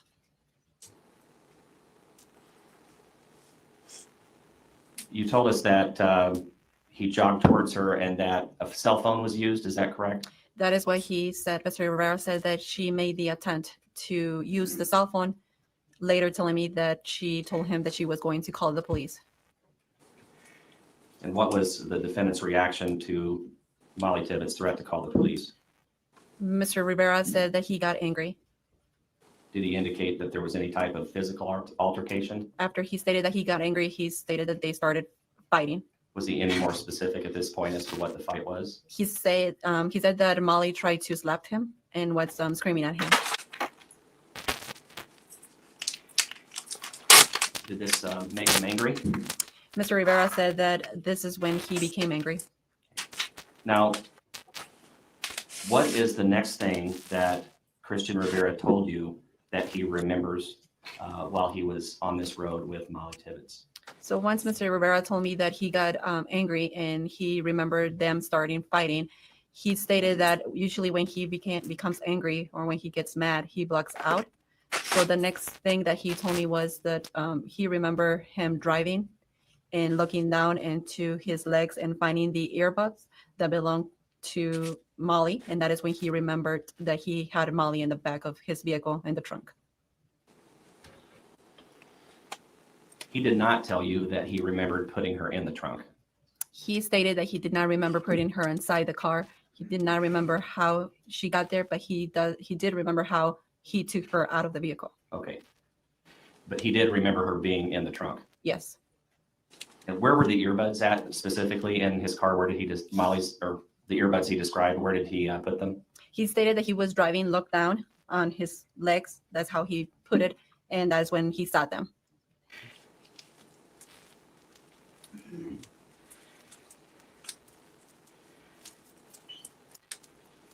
Did the defendant indicate to you where he took Mollie Tibbetts? Yes, at the location where we were at. To a cornfield? To the cornfield. Does the defendant describe at this point any injuries to Mollie Tibbetts' body? He remembers that there was blood. He told me that he took her out of the car, put her on top of his shoulder, carried her inside into the cornfield, laying her down, covering her with corn leaves, and leaving right away. Is he specific at all concerning the injuries to Mollie Tibbetts as to what part of her body those injuries were located? At one point, I asked him, was it the head that it was bleeding? Was it the forehead? He stated he, with his hand, he motioned the neck. So did he actually say the neck, or did he just point to his neck? He stated and he pointed to the neck.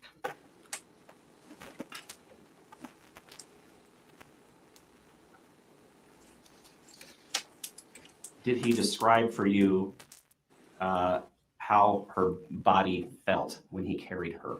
I asked him how That's the why I was body asking, felt why against you his see body when he that? was carrying her. He told me that it felt like a person that had just fainted.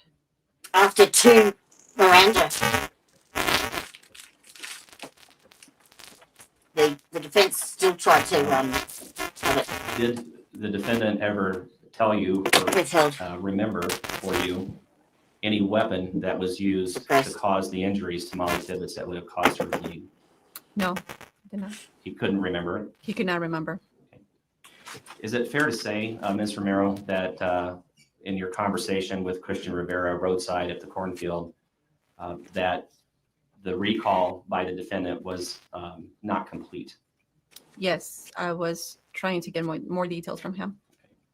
And it was not complete in terms of he never discussed a weapon that was used to harm Mollie Tibbetts.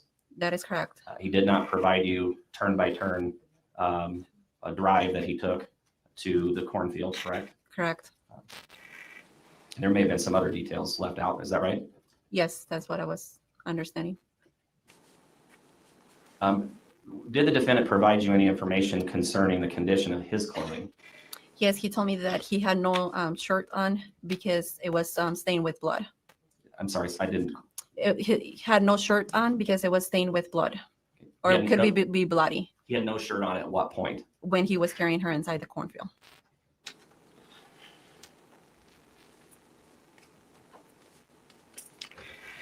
After he covers Mollie Tibbetts with corn leaves, did he leave Yes, right away? He said I left right away. You asked him again in this part of the interview concerning putting her in the car. Do you recall that? Yes. he doesn't remember putting Mollie Tibbetts in the vehicle, but remembers taking her out. Is that accurate? That is accurate.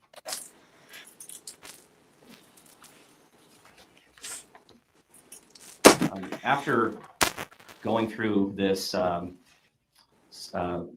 statement with the defendant, did you press him then for more details? Yes, I did. Because of those gaps that we just mentioned, is that right? Yes. Did you want to get all of the information that you could possibly get from Yes. the defendant? Yes. That was your goal? That was my goal. Did you ever then confront him by asking him if you ever, did you ever then press him then on more details? How did you go about doing that? Yes. So I went to ask him, Mr. Rivera, please just let me know, give me more details, how she got into the car, what happened to her, what did you do to her? His answer was, I brought you here, didn't I? So that means that I did it. I don't remember how I did it. So he tells you that you were pressing him for more details. Yes. He tells you that he brought you all the way out to her. Yes. So that means I did it, right? It was a question. Is that correct? That is how he's put it. Yes. And then he follows that with, I don't know how I did it. Is that correct? That is correct.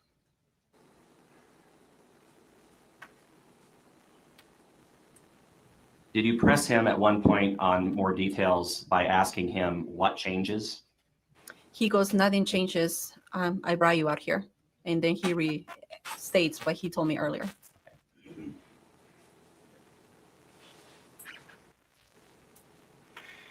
All right. And towards the end of this interaction with the defendant, you come back to asking him about being scared when Mollie Tibbetts threatened to call the police. Is that right? Yes. What was his reaction, or what was his answer to that particular statement? He said that he got scared, but he got angry too. He was angry about her threatening to call the police? Yes. Did you ask him after this happened, did you think about it? Yes. What was his answer to that? He goes, not really. And you asked him, when people were looking for Mollie Tibbetts, did you ask him, what were you thinking? Yes. What was his reaction to that? I remember he just shrugged his shoulder and he goes, I didn't think about it. Did he say that he felt bad? No. Did he say that he blocked out everything or tried to? The part where he got angry, yes. This interaction with Cristhian Bahena Rivera at the roadside, Ms. Romero, lasted how long in the car? Again, I don't have exact times, but it was probably an hour or so. Okay. And at any point in time, did you go back into the cornfield to observe the area where Mollie Tibbetts had been found? No. He didn't confess to actually unaliving her. He just said he forgot, or he blocked it out. So, yeah.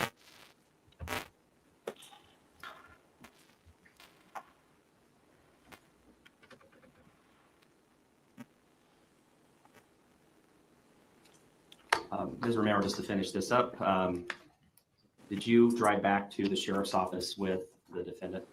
Yes. No, not with the defendant. Okay, but you went back. Yes. The man that you've just recounted these statements that he gave to you on August 20th and 21st, is he seated here in the courtroom? Yes, he is. Please point to him and describe what he's wearing.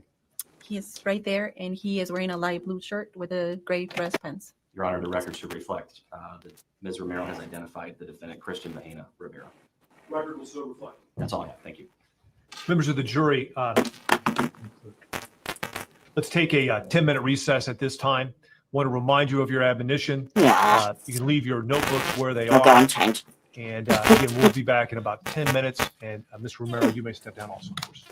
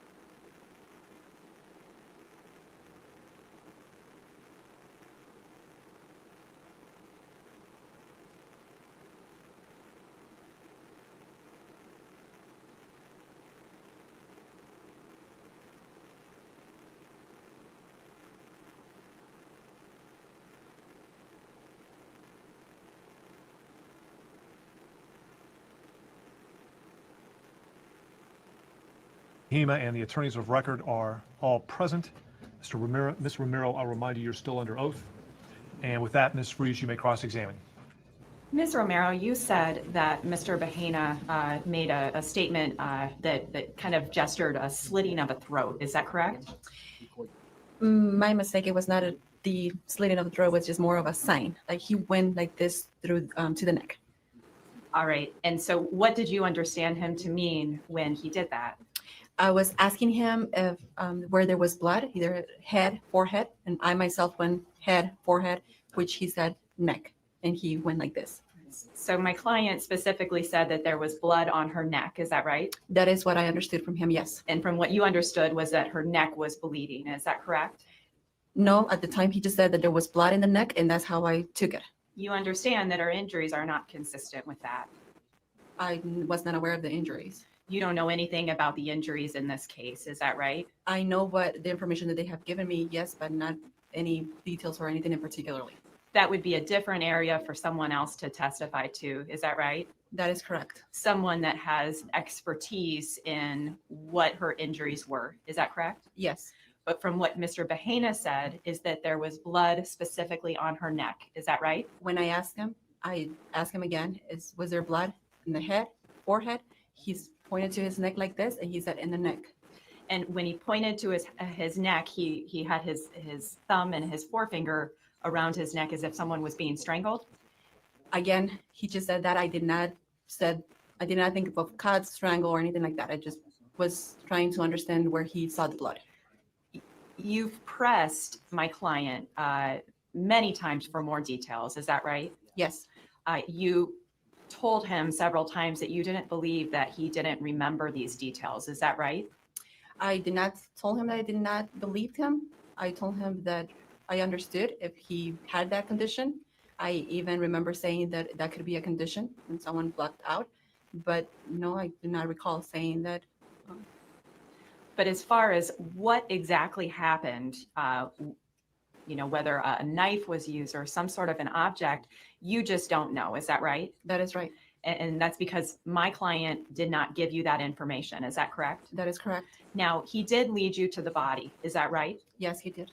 And what he did is he said, this is where this happened. Is that right? He showed me the cornfield, and he goes, this is the cornfield where I came, took her out of the trunk, carried her on my shoulder, went inside the cornfield, dropped her on the ground, covered her with leaves, and I left right away. Now, you were very clear to him that you wanted more information. Is that right?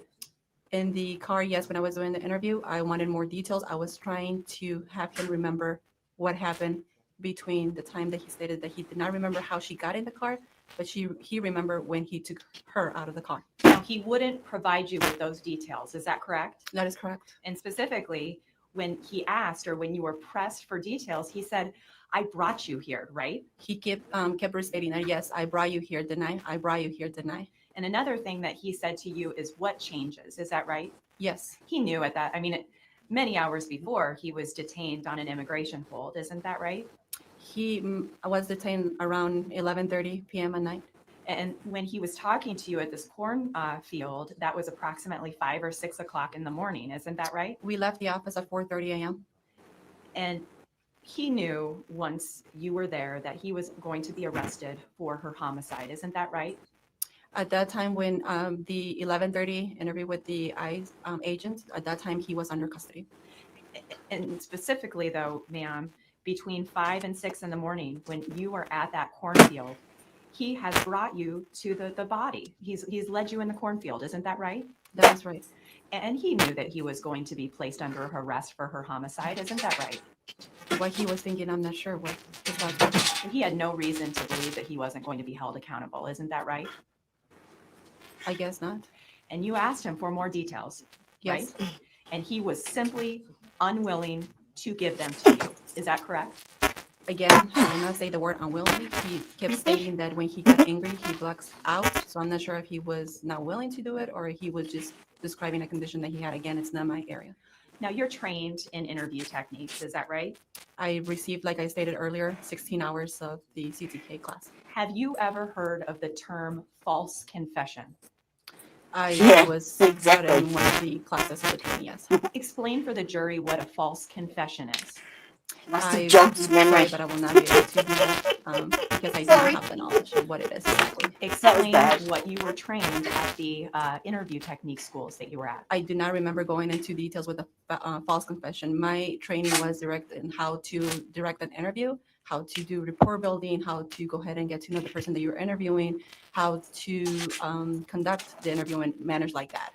Now, ma'am, you have some very reputable skills that I would assume, given your dual language, is that you did interviews quite a lot in your capacity as a law enforcement officer. Is that right?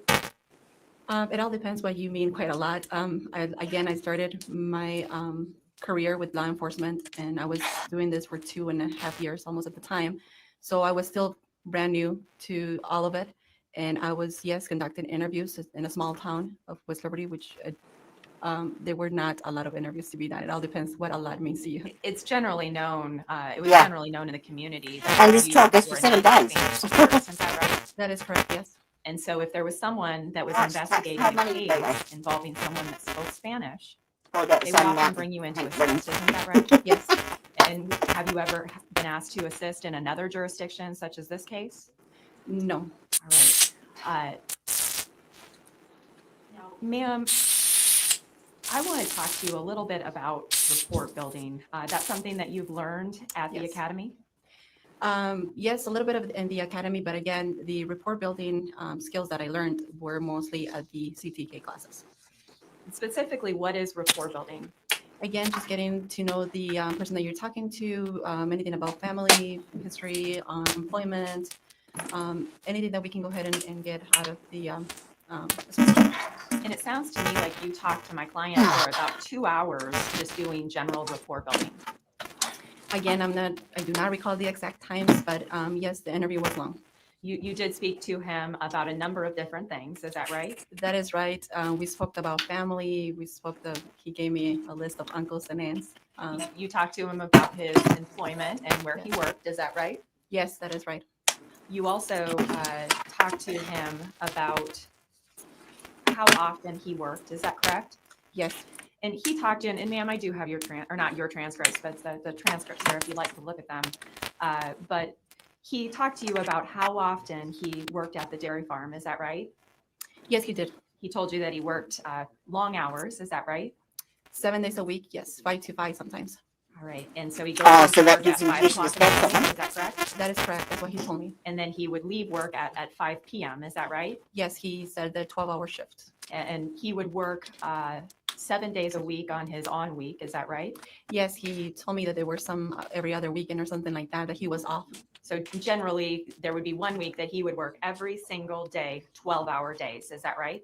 That was my understanding when I spoke to him. And then the next week, he would have 2 days off. Is that right? He said every other weekend. So yes, that's what I understand. And that second week, so he'd work 5 of the 7 days. Is that right? I did not ask what week he was on at that particular time, so I'm not sure. Well, let me ask you a better question for you. Generally, if it was a 2-week period, he would work 12 of the 14 days. Is that right? Yes. And so I understand you don't know about what days were off, but he would work he would work 12 hours a day, 12 of the 14 days a week. Is that right? And he told me he went in at 5 a.m. Is he stalking her? You didn't have anything to dispute that. Is that right? No. He I talked saw it to was you the corner. about his family in the area. Is that right? Yes. You were able to connect to Alright, him I'll mute myself that now. you both immigrated here to the United States. Is that right? Yes. You told him that you immigrated here when you were 10, right? Yes. And he said that he came to the United States when he was about 17. Yes, if I recall correctly, yes. Did he tell you the area or the township that he was from? Yes, he did. Where was he from? I do not recall the name of the town, but he was from the south part of Mexico. The state, I believe it was Guerrero. That's what I thought was the town. So it sounds like you're following this better than me. Did you ask him about his parents and if they're still alive? Yes, I did. And did he tell you where they were? They said that they were both in Mexico. So they were still in Mexico in Guerrero. Is that right? Yes. Did you ask him about if he had any siblings? Yes, I did. And did he tell you about his family? Yes, he did. And what family did he have other than his parents in Mexico? He, well, in Mexico, I do not recall anymore besides the parents, but I believe he mentioned a brother or sister. But we mostly focus on the family that he had here and around the area. All right. And my notes, and I don't think I want to make you go through the interview here, but it is that he had 2 siblings, but your understanding is he had a sibling or 2 that were still with his parents. Is that right? That was my understanding, yes. He also told you that he's building a house in Mexico. Is that right? Yes, he did. And how is it that one works in Iowa, 12 out of 14 days of a week and still is doing that in Mexico? Again, everybody, I don't know how he is doing it. The things that I know is that that's what a lot of immigrants do. That is what my parents did. We came here for a better life and we were building a house, meaning that someone does the construction work while you send money to them. And it's not unusual for someone that is an immigrant in this country to still be sending money home to their family. Is that right? That is right. And is it unusual for a family to be separated where, part of the family immigrates to the country and the other part of the family stays there? That's not unusual. Why would a family do that? Because of their immigration status. Now, with Christian, him sending money back to his family to take care of his family, is that something that's unusual? No. Now, the money that someone can make in the United States versus in Mexico, is that significant? I will say so. To be honest, I came here when I was 10, so I do not have any knowledge of how much money you can go ahead and make in Mexico. All right. But he told you that he was working here so that he could send money back to his family. Is that right? That is what he said. He also talked to you about what he did on his time off, his 2 days out of those 14 days. Is that right? Yes. He said that he had a young daughter, a 3-year-old. Is that right? Yes. Her name was Paulina. I do not recall the name. Right. Did he tell you that he spent time with this child? Yes, he stated that he drove down to the Cedar Rapids area where she was living with the mother and that he used to bring her over to Brooklyn. So his daughter would stay with him, those 2 days out of the every 14 days. Is that right? He stated I would go and get her during the weekends that I'm off. All right. Now, my client also talked about his family that is in the Iowa area. Is that right? Yes. And specifically, he told you that he chose the location that he did because he had uncles in the area. Is that right? Yes. He told you that he had uncles in Tama County. Is that right? Yes. I think he said he had 4 different uncles in Tama. I do not recall the number, but yes, there were quite a few. He also told you that he had a family in Brooklyn. Is that right? Yes. It sounds to me like he had some aunts that would take care of him and kind of cook food for him when he had a lunch. Is that right? That is right. He stated that the uncle's wife was the one who prepared his food. He also showed you a picture of his daughter. Is that right? No, I do not recall that. You don't recall him showing you a picture of his daughter? No, I do not remember that part. If I showed you a copy of your transcript, would that assist with that? Yes. All right.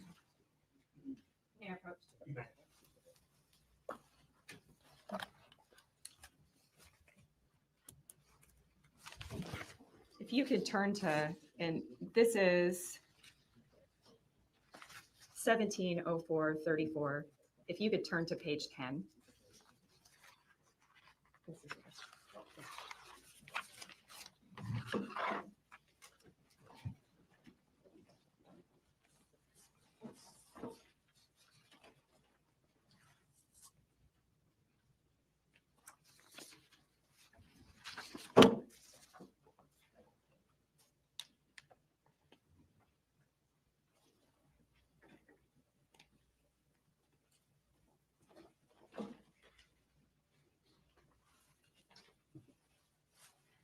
Now, ma'am, this was over an 11-hour. This was over an 11-hour interview. Is that right? That is correct. And I'm not expecting you to remember every single detail. But it does say that it does show that you asked to see a picture of his daughter. Is that right? I'm not seeing where I asked him to show me the picture. I was asking him for the cell phone number. Okay. And right now, when you see my cell phone, I have in the background my own baby. And that is what I saw in his cell phone. He did not show me the picture like this. And when this is my daughter, it was just in the background of the cell phone. And I asked, is that your daughter? He said, yes. All right, that makes sense. So because it talks, and I don't have it right in front of me, I can bring it up, but there's some sort of a statement that you say, oh, that's your daughter. Is that right? Yes. And then you say, oh, she's cute. Is that right? Yes. So you didn't ask to see a picture of his daughter. Is that right? No, I remember I did not even recall saying, hey, show me the picture of your daughter, or him going like this. It was in the background of that cell phone. It's just that you happened to see it when he was looking at his cell phone. Is that right? Yes, because my pen was not working correctly, and he actually let me borrow a pen. All right. So after the rapport building that happens, and we talked about some of the things you talked about, but you got to know him fairly significantly. Is that right? Yes, I believe that we spent time talking. The next thing, you did talk to him some about his status. Is that right? Yes. And we already talked about he came to Mexico when he was 17. Is that right? Yes. You talked to him about how it is that he's able to, I guess, function, in the United States without a legal status. Is that right? Yes. And my client didn't make any sort of statements or try to represent to you that he was legally in this country. Is that right? No. He was very upfront with you that he was here illegally. Is that right? Yes. He was brought here when he was 17 and he's just remained. Is that correct? He told me that he had been in the United States for 7 years and 4 in Brooklyn. One thing that you were very clear to him on the outset is that you were not here to investigate his immigration status. Is that right? I do remember telling him a couple of times that I was not interested in his status. And so specifically, you said you were worried about this girl's disappearance. You were not the immigration police. Is that right? At one point, I did mention that, but not at the beginning of the interview. Well, why don't you look at page 26 now?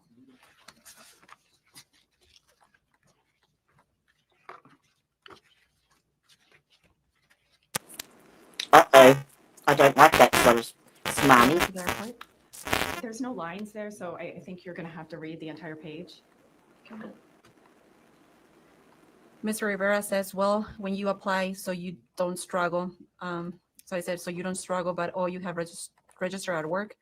Mr. Rivera answers, yes, at work. I'm not asking you to read it out loud. If you could just look at it yourself, I'd appreciate sorry. it. So yes.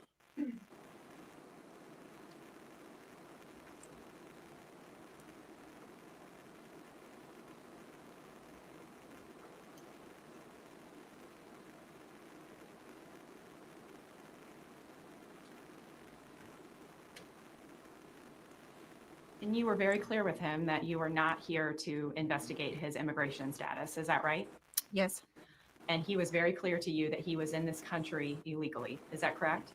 He told me that he was using another name and social security number. Specifically that he was working under the name of John Budd. Is that right? Yes. He talked to you about using that name. Is that right? Yes. He said that he has no credit cards, debit cards, or anything like that. Is that correct? Yes. Basically, he uses that name so that he is able to work. Yes. And then he cashes the check and operates with cash. Is that correct? Yes, that's what he told me. Now, the statement that you had about immigration, that you were not here to arrest him for immigration, you genuinely believed that at that time. Is that right? Yes. Now, there were people that were not in the interview room that were making the big picture decisions on the case. Is that right? Yes. How many other people were there working on that case from the FBI, DCI, any sort of law enforcement agency? I'm not able to tell you that. I don't know. From what you saw, were there more than 10 people? No, that I remember. I mean, I do remember like 4 or 5 of them. Well, you are aware that when my client was brought into custody, that his vehicle was also being processed. Is that right? At the beginning of the interview, I was not aware of that. You were made aware of that at a certain time. Is that right? That is right. And specifically, you were told at that point in time that there had been hair that was found in Mr. Rivera's vehicle. Isn't that right? Later on in the interview, yes. And explain to me, who told you that there was hair that was found in the vehicle? I do not recall who told me that. I was going outside for breaks. I was gathering information and I was going back then to conduct the interview. Well, at that time, you were made aware that my client's vehicle was being searched and was being processed by the Division of Criminal Investigation. Is that right? Again, I'm not sure who was investigating the vehicle. I was aware that the vehicle was being investigated, but not sure who it was. And I'm not asking you when, but at some point in time during that night, you became aware that simultaneously, as my client's being interviewed, his vehicle is also being processed. Is that right? That is right, yes. And one of the things that you were told was that there was hair that was found in that vehicle. Is that correct? Yes. And it was believed that that hair may be from Mollie Tibbetts. Isn't that right? I do not recall telling him that it was from Mollie Tibbetts. I believe I told him that there was hair found, but the information that I got from the outside, but I did not mention Mollie Tibbetts. You went in and you confronted my client saying that there was hair found in the vehicle. Is that right? I informed Mr. Rivera they were telling me that there was hair found in the vehicle. And you essentially were saying, hey, explain this. Is that right? Yes, which he stated that it was hair from his daughter. You later found out that the statement or what you were told was not true. Is that right? Later on, again, I do not recall that. All right. So I did not, people were not there telling me, yes, this is true, this is not true. I was given the information, going in there, conducting the interview. Right. So it would be for this jury to listen to the evidence and to find out if hair was actually found in the vehicle. Is that right? That is someone else's part to explain. But one of the things that you confronted him with is that there was hair in his vehicle. Is that right? I informed Mr. Rivera that there was hair. And as far as the immigration, what you told him, it turned out to be a lie. Is that right? No, it wasn't a lie. I was not there for immigration status. I was not there to ask him about his status at all. I was there again to conduct an interview, and that's what I did. One of the tactics you were taught to use is to present a suspect with information that ties them to the crime. Isn't that right? Well, I think we've done that. And Deep sometimes shit fucking award for investigators this use false car. information to present to the suspect. Isn't that right? Yes. Someone find out her name. And the information that you told him that you were not worried about his immigration status, that changed at 11:30 p.m. Isn't that right? That did not change because I was not interested in his immigration status. Well, at about 11:30 p.m., he was placed in custody Now, so that's two for votes. immigration. That Is that is right? agents, correct. Okay, so a break was taken in the interview and he was put in custody for being illegally in the United States. Is that right? That's what I understood at 11:30, yes.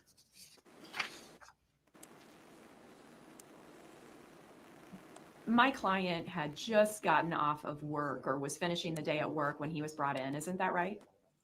I'm not sure. I was not given that information. Well, that's what he told you. He told me that he was at work when they went to talk to him. And the interview started at about 5:00 p.m. Approximately 17:06. And 17:06 would be 5:06 5:06 p.m. p.m. So that would be approximately the end of his day at the dairy farm. Is that right? With the information that he gave me, yes. And that interview continued through the night. Isn't that right? Yes.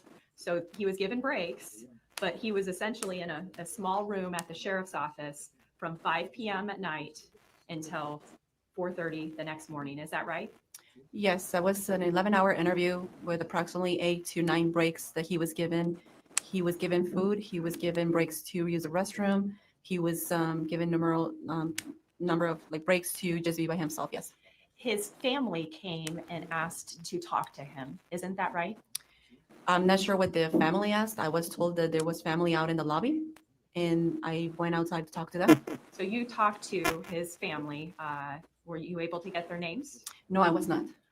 There were 2 people there. Is that right? I recall seeing 3 of them there. When you talked to them, you suggested that they go home. I told them that I wasn't aware of how long this was going to go ahead and go for, that it was late, that if they wanted to go home, that they could. Did you ever offer them a chance to speak with my client? No, I did not. Did you ever tell my client that his family was there to speak with him? Not to speak to him. I made Mr. Rivera aware that he had family out in the lobby. You made him aware that he had family out in the lobby. Yes. If my client says that you never made him aware that he had family out in the lobby, you disagree with that? It was recorded, so it will go ahead and be in the transcripts. All right. So you believe that it's in these transcripts somewhere? Somewhere, yes. All right. Did you offer him a chance to go speak with his family? No. You just told him that they were there. At the beginning of the interview, I told him he had his cell phone with him. I told him he was free to go whenever he wanted to. He continued to stay. He continued to talk to me. At some point in the interview, you talked to my client several times about helping himself. You recall that? The word help, it's translated in a different concept in Spanish. So I'm not sure what you are referring to when I said help. And so you believe that the transcript is wrong, is what you're saying, or? I'm not saying that it's wrong, but in my opinion, there are parts that me being a fluent Spanish speaker, I will say that they're not translated the correct way, but that is just my opinion.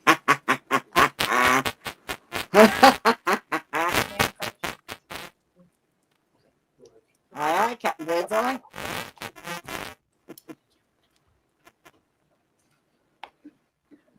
Tomato, tomato, lady. Ma'am, these transcripts, first of all, they've been authored by the U.S. Immigration and Customs Enforcement. Is that right? Yeah, that's what I was told, yes. So that's their translation. Is that right? That's what I was told, yes. And what you're saying is that their translation is not what you believe the translation is? In my opinion, again, Yes, there are parts she would have said I I believe were not translated the correct way, and the reason I'm saying this is She would because love of to the have- video and reading what they translated. Would it be fair to say that there's different dialects of Spanish? Yes. Still waiting for 8.5. Explain that to the jury. There are different words that you can go ahead and use to describe something. Like there are parts of Mexico that when you say cookie, it could, for others, it might be like slapping someone in the face. So it's different words that describe different things. It's just hard to explain. So, And so my client, he's Unanimous. from Guerrero, Mexico. Is that right? Guerrero, Mexico, yes. You say it much better than me. Where are you from in Mexico? I'm from the north side. I'm Durango. What is, as far as dialects, can you give this jury any information on different dialects? Not really, but I do understand that there's different forms that we talk. Just like anywhere in the United States, if you are from the north, if you're from the south, you can go ahead and have different accents, different dialects, and that is the same way that it's happened in Mexico. And for example, using the term hey, or hello, are there different ways to say that depending on where you are from? Yes. It would be like saying soda or pop. I mean, in the United States, it's just different. All right, so let's go to page 11 first, and I'll give you a little bit of direction. What number of the transcript? It is 2027-35.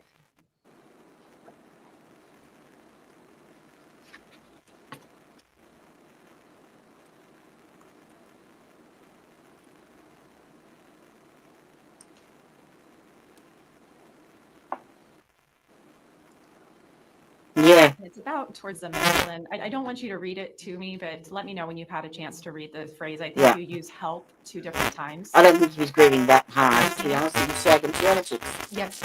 And what you say is, you can help me understand so you can help yourself. Yes. And at that point, you're, I guess, suggesting that you are able to help my client. Isn't that right? No, that's not the way that I see it. When I said help me understand in Spanish, it would be ayúdame a comprender. Help me understand what you're trying to say. It's like talking to a kid in school. Help me, guide me to what you are saying. So that is the meaning of the word help in there. And you use that phrase multiple different times. You say, let's help each other out. We're here to help each other out. You agree with me on that. Is that right? That is correct. Another thing you say, and I mean, I can go through the different transcript places, but you're telling me that we're here to help you out. That's another phrase that you used several times, ma'am. You recall that? Yes. And What's wrong with that? at that point, you say, we're here to help you out. Yes. Aren't you telling my client that you're there to help him? Basically, what I'm saying what I mean with that is I am here to hear you out, to see what you have to say. You say that you're telling him that, but that's not what you said. Is that right? Again, What's the difference? it's just difficult to explain in Spanish because when you say it in Spanish I'm going to go ahead and talk Spanish, but it's just ayúdame a entenderte, ayúdame a comprender. So, okay, yes, but I'm going to go ahead and translate what I said. So help me understand, help me. Again, I was trying to get the information that he needed to tell me. Okay, so it'd be fair to say that these transcripts, you don't agree with everything that is said in here. Is that right? Again, it's not that I don't agree. It's just that in my opinion, because I believe, again, different dialect, different words being used, It's just not the way that I will translate it myself. Would you agree with me that if you were to translate it yourself, it would probably be about 10% inaccurate? I will not say that, but I will be able to understand it better. Yes, All right, you think that you would be able to explain it better, is that right? that is right. And someone, and again, it looks like it's transcribed by a Kathy Yanez, but someone has a disagreement with you on how this translation would read, is that right?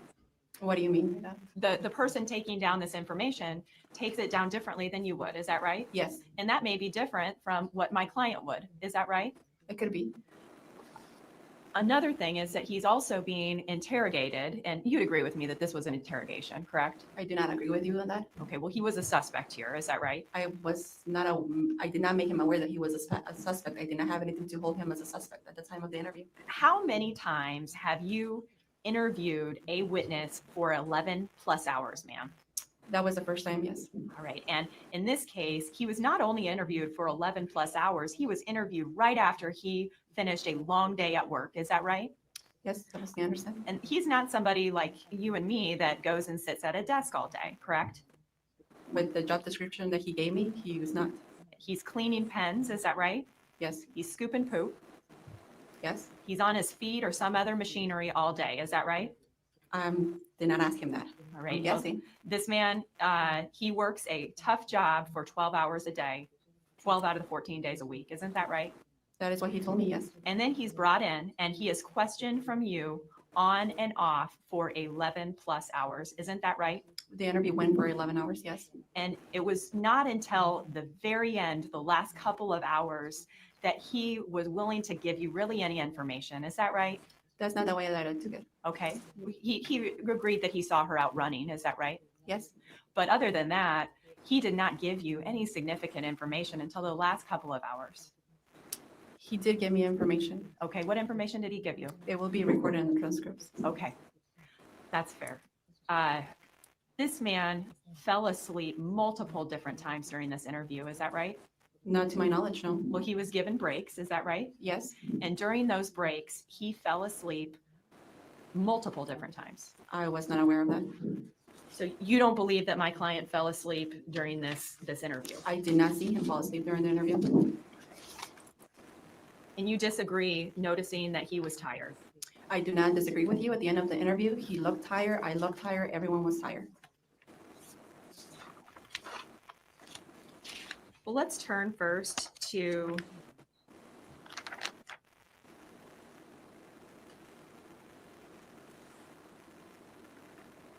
$2027.35. And if you could go to page 15. Okay.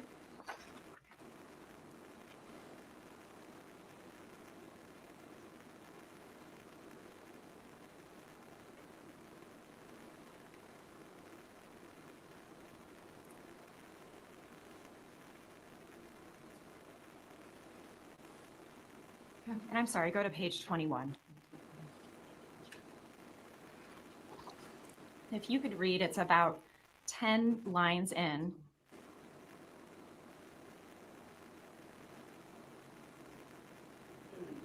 Do you recall, ma'am, and just to be clear, this transcript at 2027.35, that deals with the military timestamp, is that right? Yes, So that would have been at 8:35 at night that night, is that correct? yes, So about 3 hours into the interview. okay. And at that point in time, it appears that you're walking back into the room, is that correct? Yes. And what is it that you acknowledge to my client? I said you fell asleep? And so do you recall walking back into the room and seeing that he was asleep? No, I do not recall that. I asked him because I took a little bit to come back. What does he respond back to you? He did not admit or anything. He just goes, mm-hmm. In just a little bit? Yes, So you're telling this jury that you agree that you said that, is that right? yes. Or are you saying that it's an inaccurate translation? No, I'm telling you that I do remember telling him that because I took a long time to come back from that break.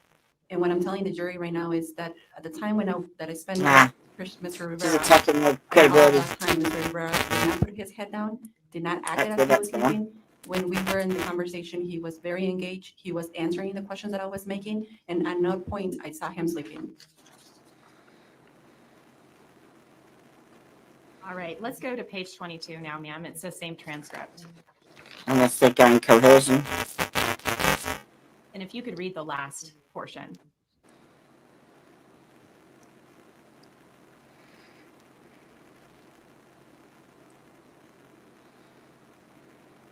And just let me know when have you had a chance to look at it, or do you need more time? And just to kind of, I guess, bring you to where you were in the conversation, he's talking to you about a date that he was supposed to have with a woman. Is that right? Yes. And he did talk to you about that he was supposed to have a date with a woman on July 19th. Is that right? That is correct. And you talked about it with him a little bit, that he had even bought the woman flowers. Is that right? Yes. He had arranged through his cousin to get flowers because he's working normally during the day. Is that right? Yes. He had said that he had cleaned his car so that it was ready for this date. Is that right? Yes. He said that he was going to take this woman to Des Moines to go out to eat. Is that right? Yes. He said that they had bet on a soccer game or something. Is that right? That is right. And he said that he lost, so he was buying. Is that right? Yes. And he told you that that date was supposed to be on July 19th of 2018. Is that right? That is correct. And what he told you is that that date never happened because the Tornado. Yes. The one. I'm sorry. Both were speaking at the same time. What was the answer? What was the answer you said? Because of the tornado, he was not able to visit. This woman, she lived in Marshalltown. Is that correct? Yes. And what happened to be is that this tornado in Marshalltown hit the day after Mollie Tibbetts went on this run. Is that right? I do not recall. Okay. But he said he was planning to take her on the date, and this tornado hit at the same time. Is that right? Yes. So going back to this interview, you're talking about this different date and who bought the flowers and everything. Is that right? Yes. And at that point in time, you excused yourself so that he could eat. Is that right? Yes. And what is it that he says? He goes, I am going to sleep here, question mark. So I can start making myself comfortable, right? That was a joking matter. I took it because he chuckled. And I said, no, don't get too comfortable. All right. I'll be right back. And keep moving down the transcript, ma'am. I told him, no. You don't need to keep reading it, but go ahead and read it to yourself. Okay. So where exactly do you want me to go from here? If you could go to 24, page 24. Okay. And what's shown is that you go back into the room. Is that right? Yes. So you gave him a break. Is that correct? Yes. And at that point in time, you asked him how he was doing. Is that right? Yes. And my client told you that he was sleepy. Is that correct? Well, I did not ask him. It was Sergeant Jeff that made the question, how are you doing? And he responded, sleepy. So at that portion of the interview, my client acknowledged that he was tired. Is that correct? Yes. If you could go to 220904, that's the next transcript. And so that would be about 10 o'clock at night.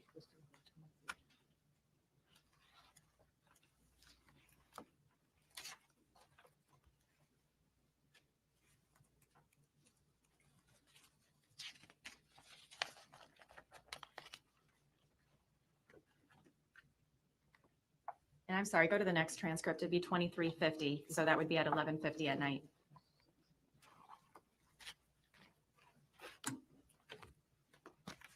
And if you could go to page 2.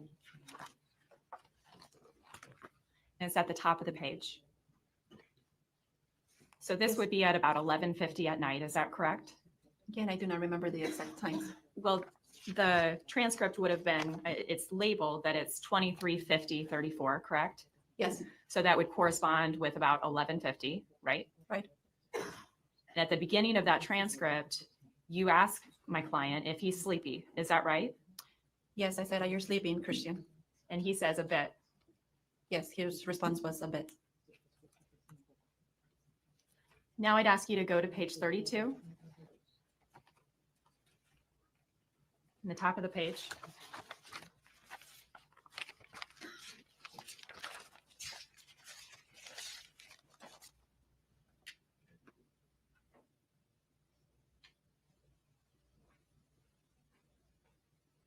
Yes. At that point in time, you also ask my client, you say, you are sleepy, right? Yes. And he says yes. And again, chuckles. Now, ma'am, I guess I can show portions of the video if need be that my client's sleeping, but I want to make clear. So are you saying that he was never sleeping when you were in the room? Or are you saying that he was never sleeping? I'm saying that he was never sleeping when I was in the room. He did not make any indicators. Whenever I make the question, as you can see, he chuckles, he jokes around with it, and again, engages in the conversation with me. So what you're telling this jury is that he was joking around about being sleepy. That's how I took it, not particularly joking around, but when you ask me a question, I answer it and I chuckle or laugh. To my interpretation, that will be that I'm not being serious. So you don't believe that he's sleeping? Again, he was not sleeping when I was making contact with him.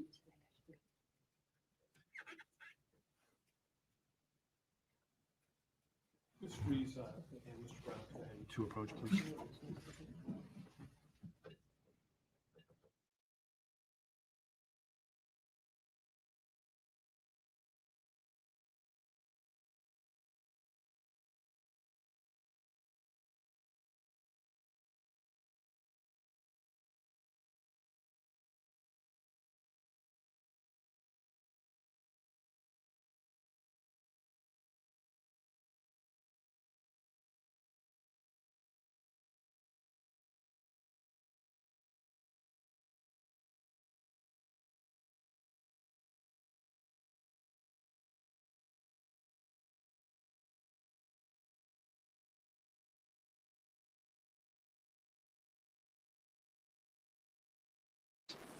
Yes, yes.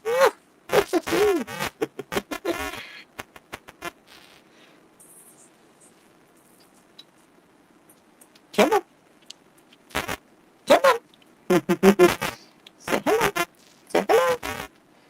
Ooh. Good boy. Good boy. This one, did you? Yeah, you did.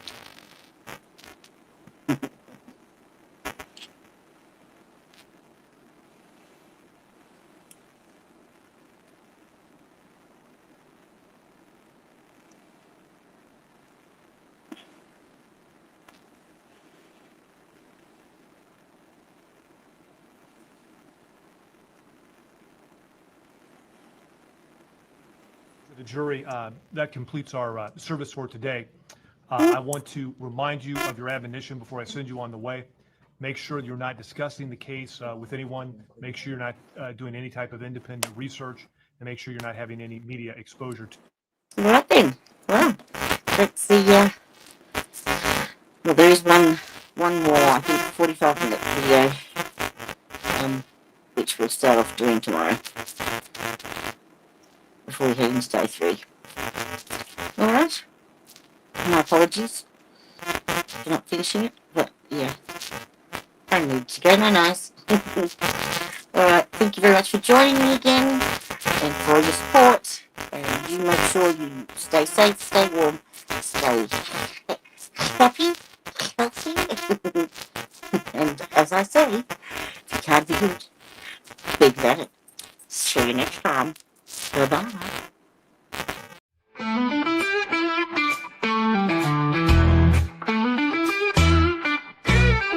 Hey there, thanks for stopping in. We hope you will join us again. We all look forward to next time. We get to talk about true crime. Clues. Justice served in an honest fight. True crime tales till the verdict's right. Solving more than just trivial quests, with sentences rule and the defense rests. Our true crime family is great. All types of topics we debate. Smash that like and ring that bell. Hit subscribe, you might as well.